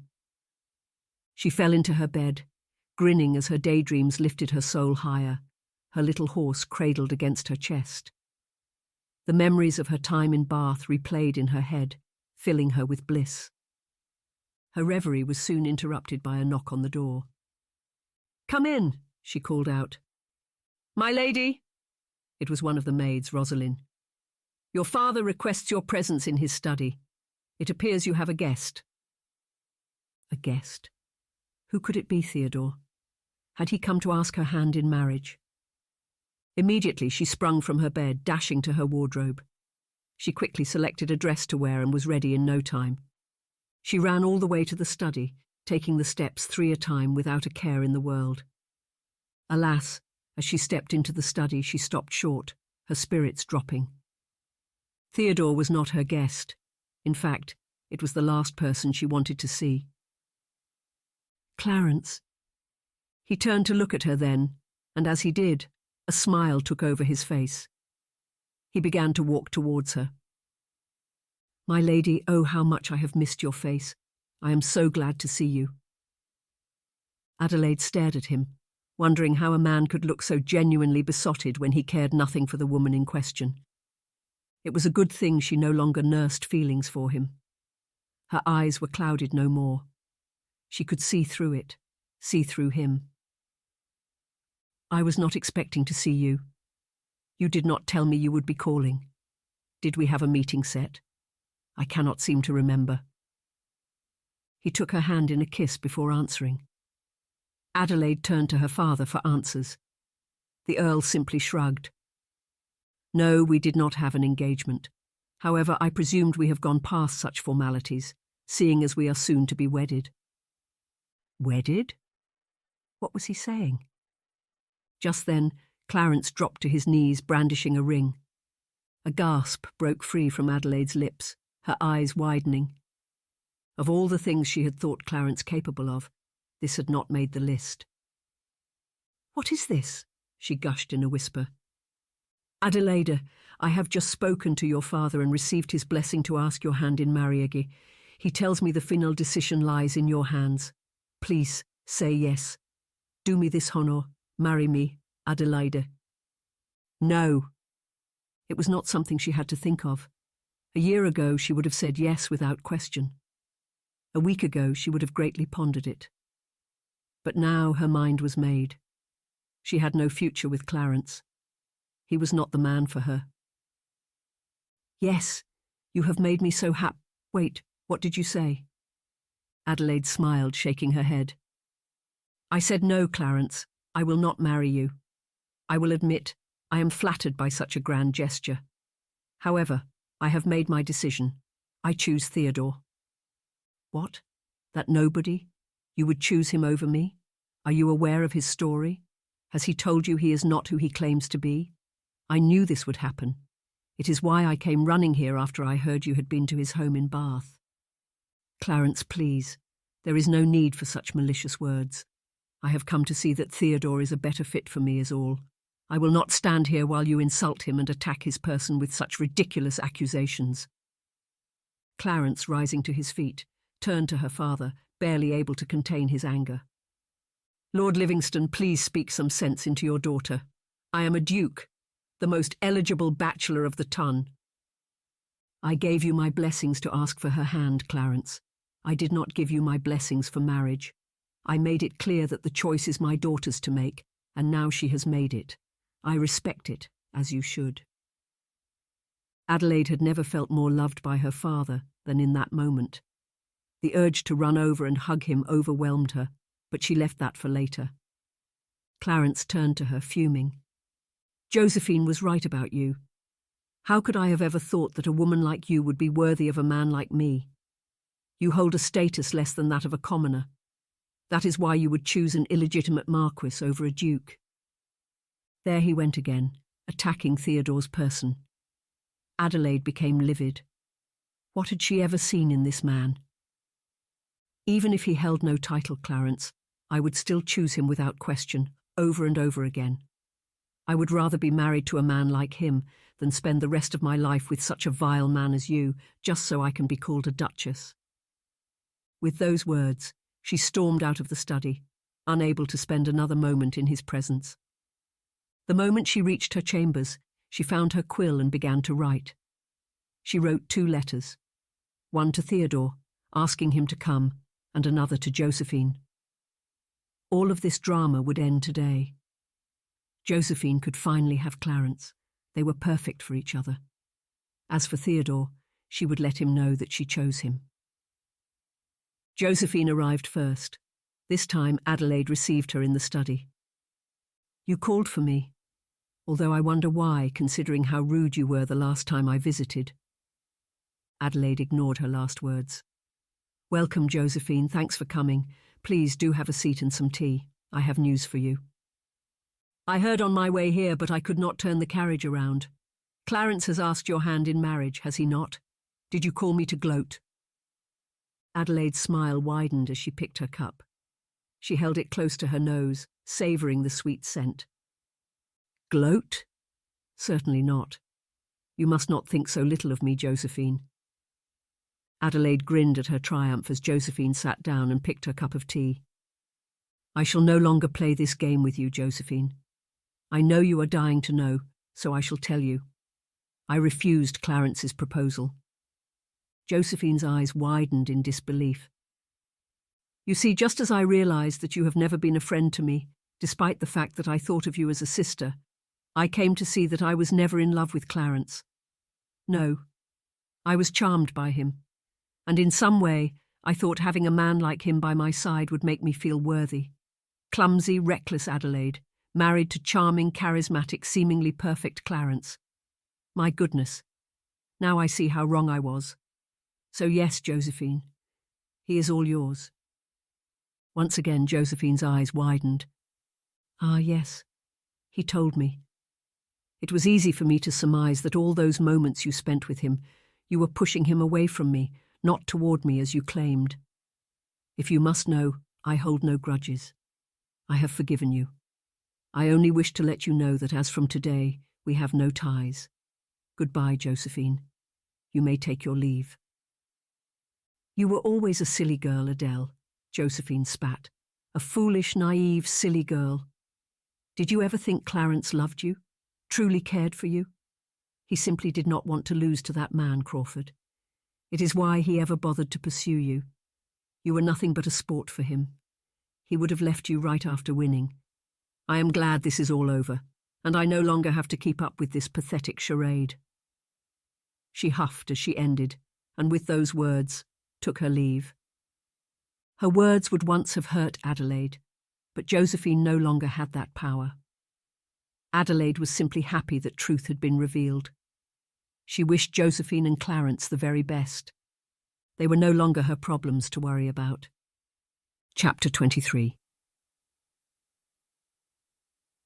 Theodore was in the gentlemen's club when the letter from Adelaide arrived. As soon as he read it, he rose to leave. He had returned from Bath only that morning, and he missed her terribly. If she was requesting to see him, he did not have it in him to linger. He ran into Ayles just outside the club. Crawford, fancy meeting you here. I did not know you had returned from Bath. I do not think Adelaide knows either. You see, I am just returning from the Livingstones. She spoke nothing of you. Ayles, Theodore greeted in return. His grip on the letter in his hands tightened, and he wondered when he would no longer have to deal with this pompous man. Ayles looked him over, his eyes stopping on his hands. That would not be a letter from her, would it? Theodore's jaw grew rigid, and Ayles chuckled, having all the answers he needed. Oh, look at you. When the lady calls, you run to answer. It is just as well. I suppose she has asked you to come so she can deliver the news to you herself. You see, I have just asked her to be my wife, and as you can guess, she said yes. She chose me, Crawford. I win, but then, the better man always does. Ayles did not wait for a response. Laughing, he opened the doors to the club and went in, leaving Theodore to deal with what he had just learned. Theodore could not believe his ears. Indeed, Ayles was a vile man, but he was not known to be a liar. Still, could Theodore let himself believe this man was telling the truth? Adelaide had said to come immediately. She had said she had something to tell him, and it had to be done in person. Could this be what she wanted to tell him? Did she want to look in his eyes while she broke his heart? Why? Why would Adelaide do such a thing after the wonderful time they had shared in Bath? Deciding this was all the more reason to go to her house to get these answers, he began to walk to his carriage. He was confused, heartbroken, deeply saddened, and yet in denial. A million thoughts swirled inside his head, and he did not know which to listen to. So caught up in his mind, he did not pay attention to his surroundings, did not see the masked men coming after him until it was too late. He was seized on all sides, his arms, his legs. Every effort to fight time off proved futile. A hood was thrown over his face, and he felt the loss of his pistol. Hopeless to escape, he was dragged into a carriage and taken away. Theodore must have been hit, for he woke up hours later in an unknown location, with his head hurting terribly. They had taken off his hood, so he could now see. He looked around, wondering where he was. His best guess was an abandoned barn. That would be easy to break out of, he thought. The men could not have arrived here on foot, not dragging a heavy man like him. There would be horses around. His hands and feet were bound, but he believed he would be able to cut them loose soon. Then he would bid his time and make his move. Next, he counted the number of men. There were 3 of them. He sighed in relief. He could easily take on 3 men even without his pistol. He had been caught unawares at the club. It was the only reason they had managed to overpower him. "Look who's awake," one of the men spoke, his voice filling the barn as he stood. The other men rose as well, and they all came to him. "How's your head?" he asked. "Just fine. Where am I? Who are you people? What do you want with me?" "You have something of ours, a box. You only need to hand it over, and we shall let you go." Theodore looked all 3 men in the eyes to let them know he was not afraid of them. "Even if I did have this box, how do you suppose I hand it over to you, seeing as you have me tied up here? You only need to tell us where to find it. After we have safely retrieved it, you will be free to go." Theodore knew it was not that simple. He sighed. He should have known the matter would not end so easily, not after they had come for Adelaide the first time. "I don't see how that is possible. Seeing as I do not know what box you speak of, neither do I have it." "It is not in your best interest to lie, Lord Crawford. We are capable of doing terrible things to you until you reveal the whereabouts of the box." Then and there, Theodore decided that it was high time he knew what the box contained. He had to know what was in the box that was causing so much trouble. "Do whatever you will. I cannot give what I do not have. I am not the man you're looking for." "Very well then, perhaps, when your lady joins you here, you shall be encouraged to speak." Before he could respond, they struck him again, and his world went blank. Chapter 24. Theodore did not come. He did not write either. Adelaide had waited for him all evening and the day after. It had been 2 days since her letter, and she had yet to receive word from him. At first, she had believed that he was still in Bath, and so had not received the letter yet. Then she had feared that he had grown tired of the double courting, and had decided to make the decision for her by removing himself.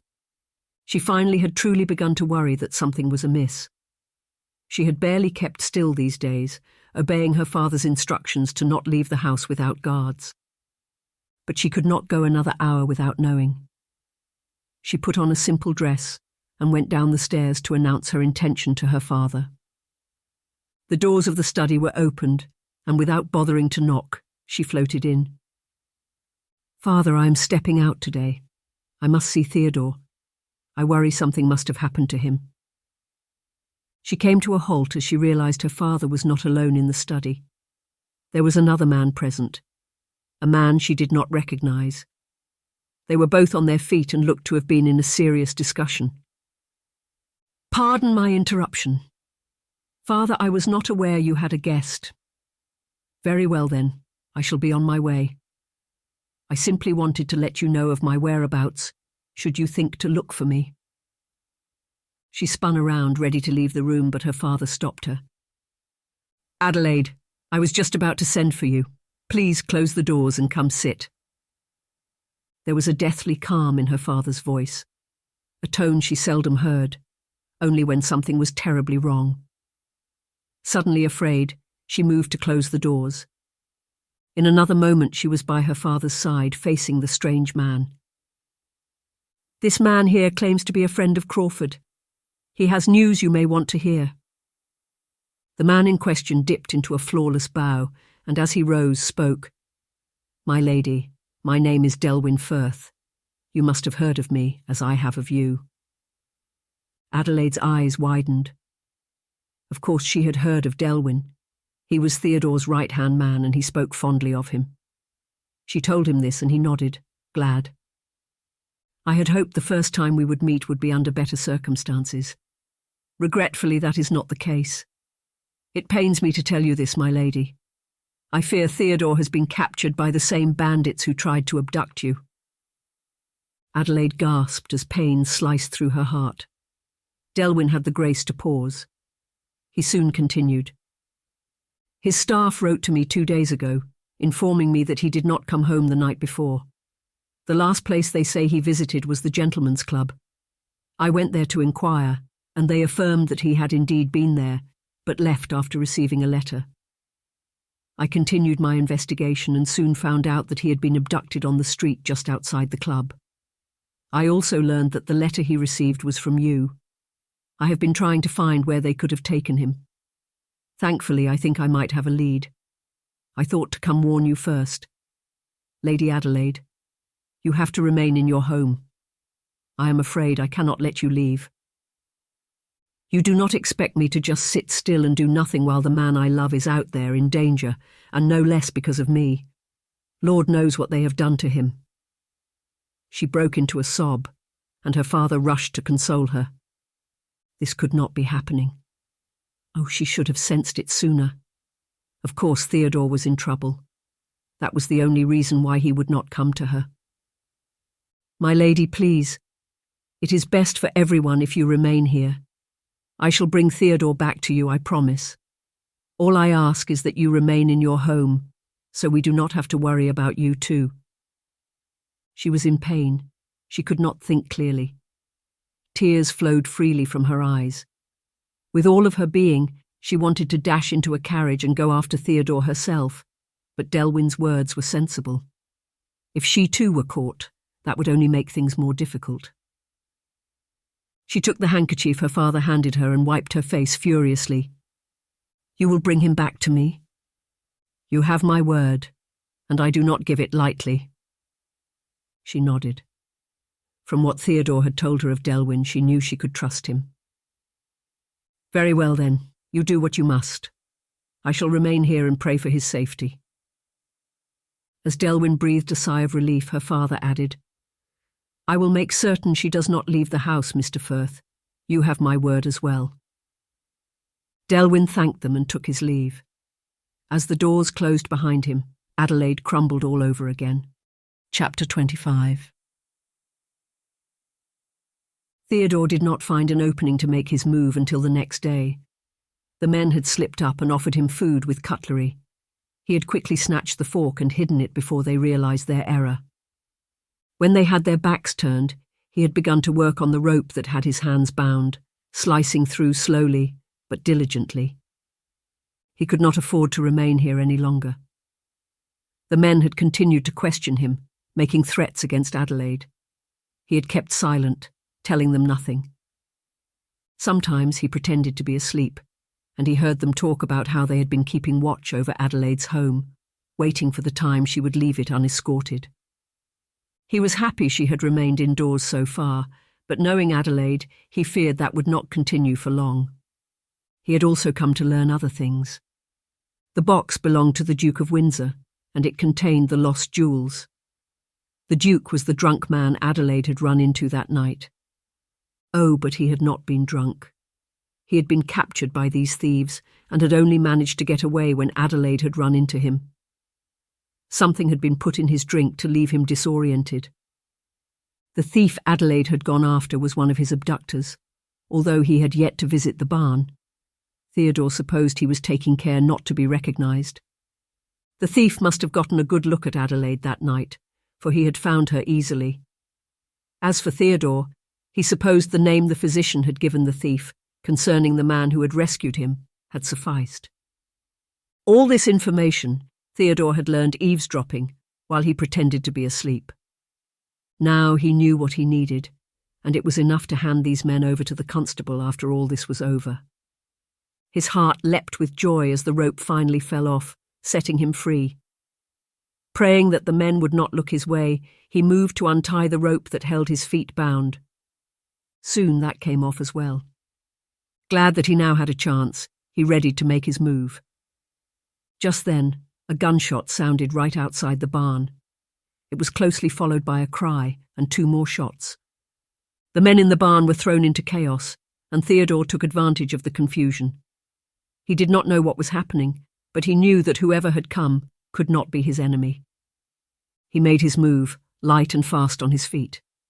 The men did not see him coming. By the time they did, it was too late. Theodore knocked the first man off with a kick to the shin. As he fell, Theodore went down on him, grabbing the pistol that had fallen out of his hands. "Don't tempt me. I've never missed a target," he warned as he rose to his feet, pointing the pistol at the man. The other men had run out the barn to see what was happening outside, so it was just the 2 of them. Aware that no one was coming to his rescue, the thief lifted up his hands in surrender. Seeing this, Theodore walked back to where he had been kept, slowly. He picked up the ropes and returned to the man, pistol trained on him all the while. As Theodore got down to bind him, the thief made his move. He swiped at Theodore with his fist, but Theodore was quicker. He swerved, dodging the hit. As his head came back around, he landed a heavy blow to the man's temple, knocking him unconscious.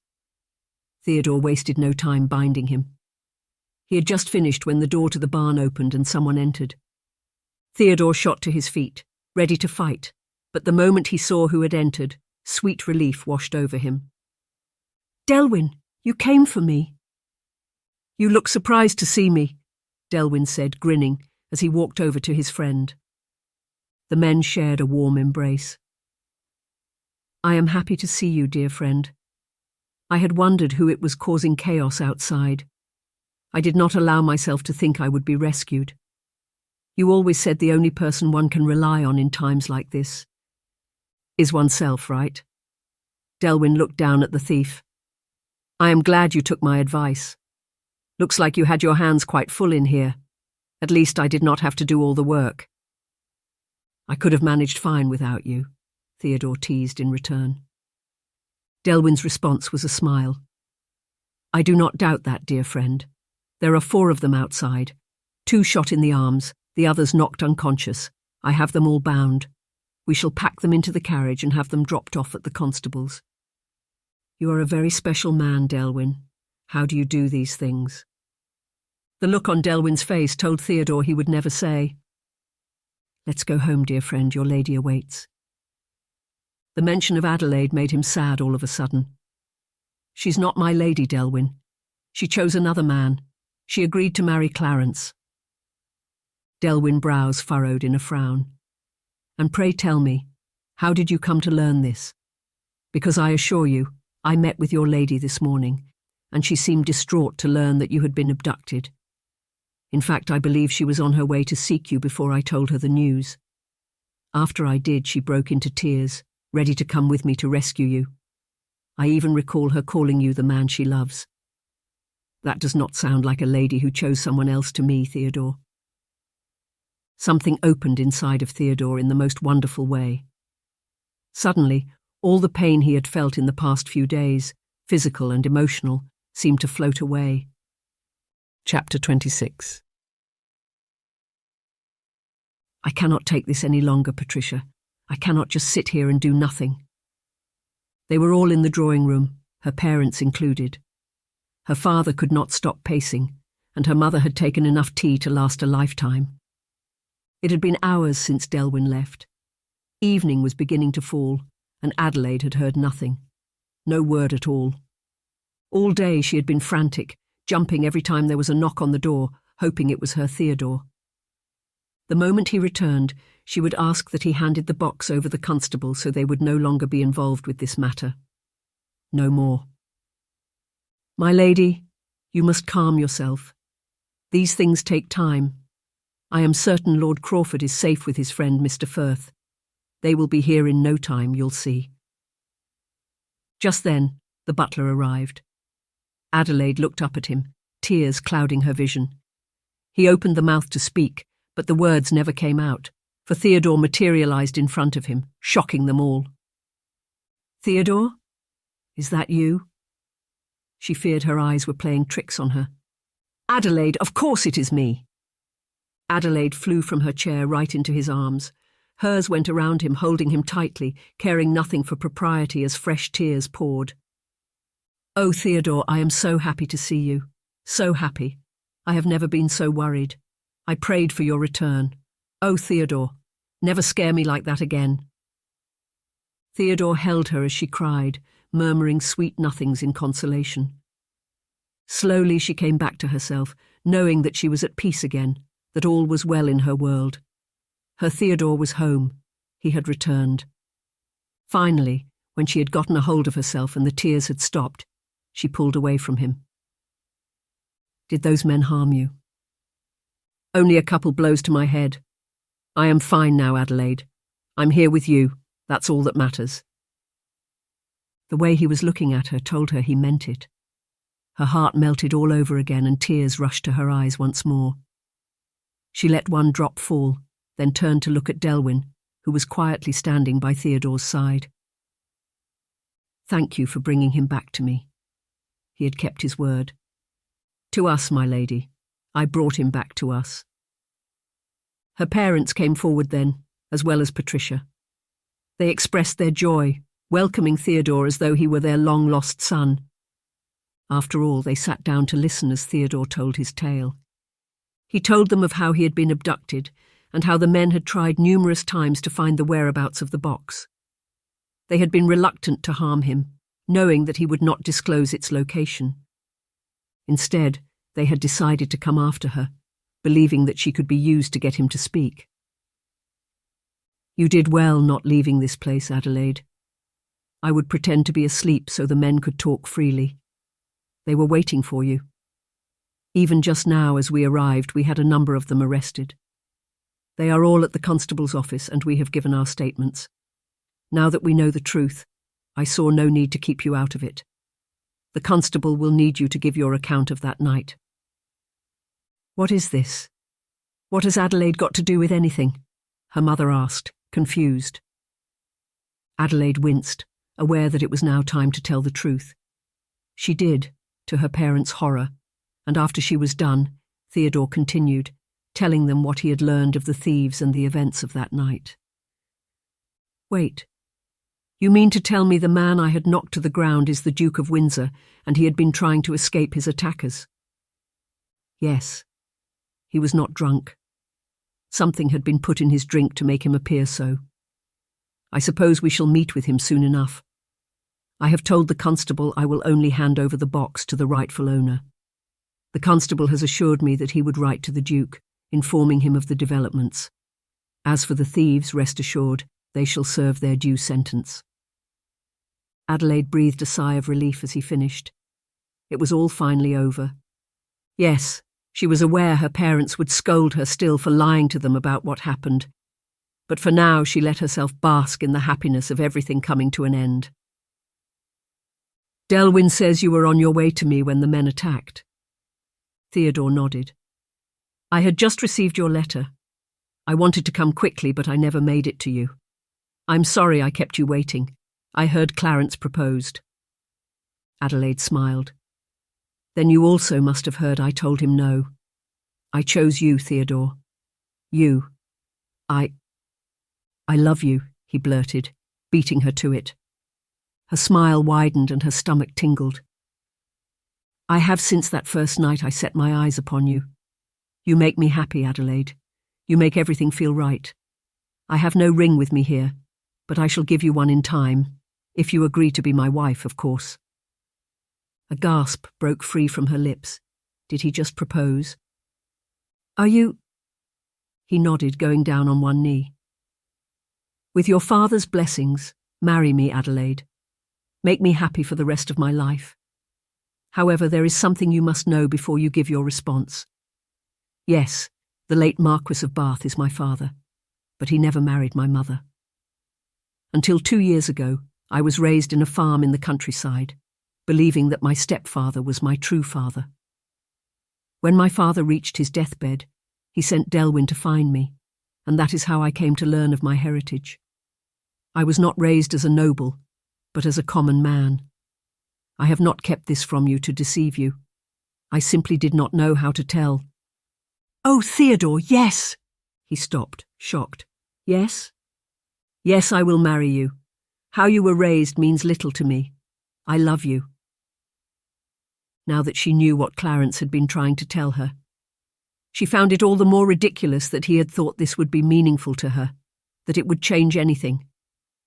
Theodore was a gentleman in every sense, a better man than many of the so-called born and bred nobles, a better man than Clarence. He lifted her hand to his lips, tears falling from both their eyes as their audience cheered around them. She blushed at the feel of his lips against her hand, aware that she was finally home. Chapter 27. The news of Theodore's abduction soon spread like wildfire. The whole of London was thrown into upheaval after the man behind the theft was exposed to be none other than Lord Mannington, Viscount of Bath. Of course, Theodore was disappointed to learn that one of his lords had stooped to such lengths for jewels that did not belong to him. After all of Mannington's rogues had been caught, including the thief in the alley, they had given the Viscount up. He had been arrested promptly, tried for his crimes, found guilty, stripped of his title, and sentenced accordingly. Upon further investigations, it was discovered that Mannington had been in this business of robbery for a while. After gambling away his entire fortune, he was deep in debt and had turned to theft to keep his head above water. His rogues did the dirty work for him, while he kept his hands visibly clean and paraded through society like a good man. Josephine and Clarence had gotten engaged shortly after Adelaide refused Clarence's offer of marriage, found solace in their mutual loathing of Adelaide. They did not care to hide it. Not that it bothered Adelaide in the very least. In fact, she thought it thoroughly amusing to see that she was right. They were indeed made for each other. As for Adelaide, she was content, basking daily in the euphoria of what her life had become. Happy, with a family that cared for her, and a man that loved her deeply. As for Theodore, he looked back at that first night with gratitude. If his curiosity had not gotten better of him, he might never have met his fair lady. Seeing how far they had come since then and how beautifully their stories had merged together filled him with joy. Every moment had been worth it, and he would never change a thing. Epilogue.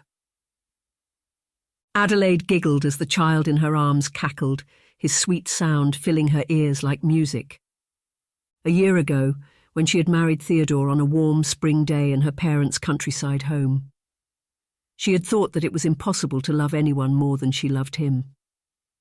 Then Nathaniel Crawford had come along, and she had realised how wrong she was.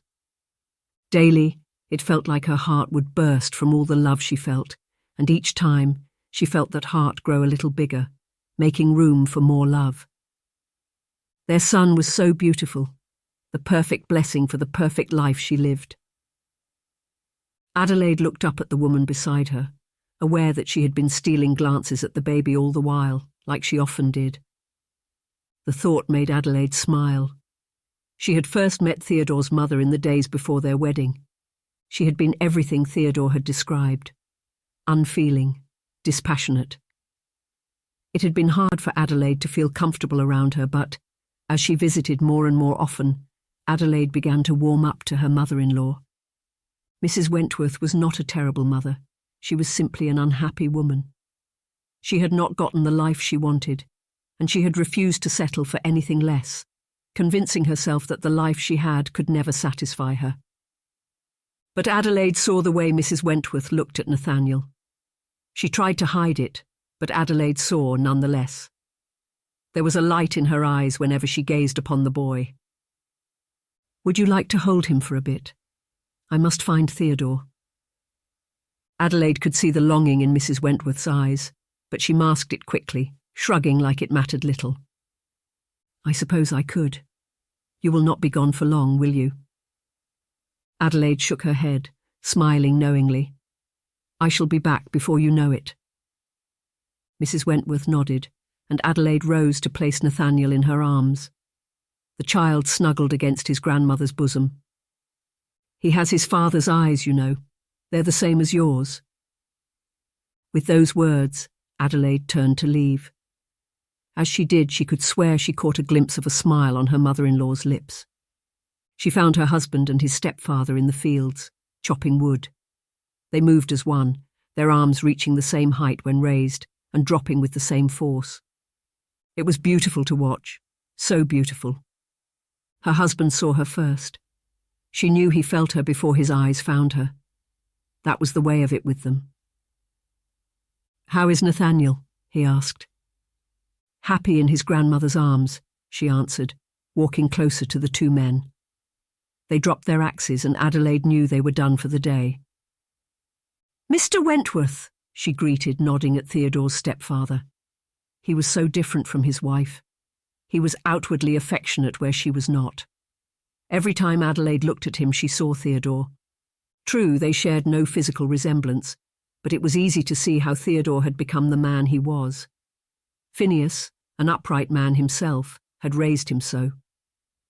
"Adelaide, the heat has my throat parched. I must quench my thirst before I seek out my sweet grandson." He walked away with these words, a smile on his lips and a glint in his eyes. Adelaide and Theodore chuckled at his hasty exit, eventually breaking into laughter. As they laughed, Theodore reached out to drag her into his arms. He was her safe and happy place. This man who protected her fiercely, loved her deeply, and cared for her with all his might. "Your mother smiled today," she started to say as they recovered from their laughter. Her head was pressed against his chest, and the soft beating of his heart thrummed against her ears. As I put Nathaniel in her arms, she smiled. She tried to fight it, but I caught it. He makes her happy, Theodore. She loves him, I know. She tries to hide it, but I see it in the way she looks at him, the way she holds him. I believe our son shall be the salvation she needs. I believe he will change her, teach her to let herself love again, to be happy. Theodore said nothing for the longest moment. He simply breathed a sigh of peace. Finally he spoke. "I have learned not to doubt you, darling. If you are certain that that is the case, then I suggest we get to making her more grandchildren. You know what they say, the more the merrier." Adelaide laughed again, in love with how he made her do so effortlessly. This was home. It had taken a while, but she had found it, and she prayed never to lose it. Click the link on the first comment, or scan the QR code to read the next QR book. code or click on the link in the description to read the next book in the series. Share this video with your friend or watch on of the following videos. Subscribe to our channel, like this video, and hit the notification bell to not miss any new audiobooks. Thank you for watching.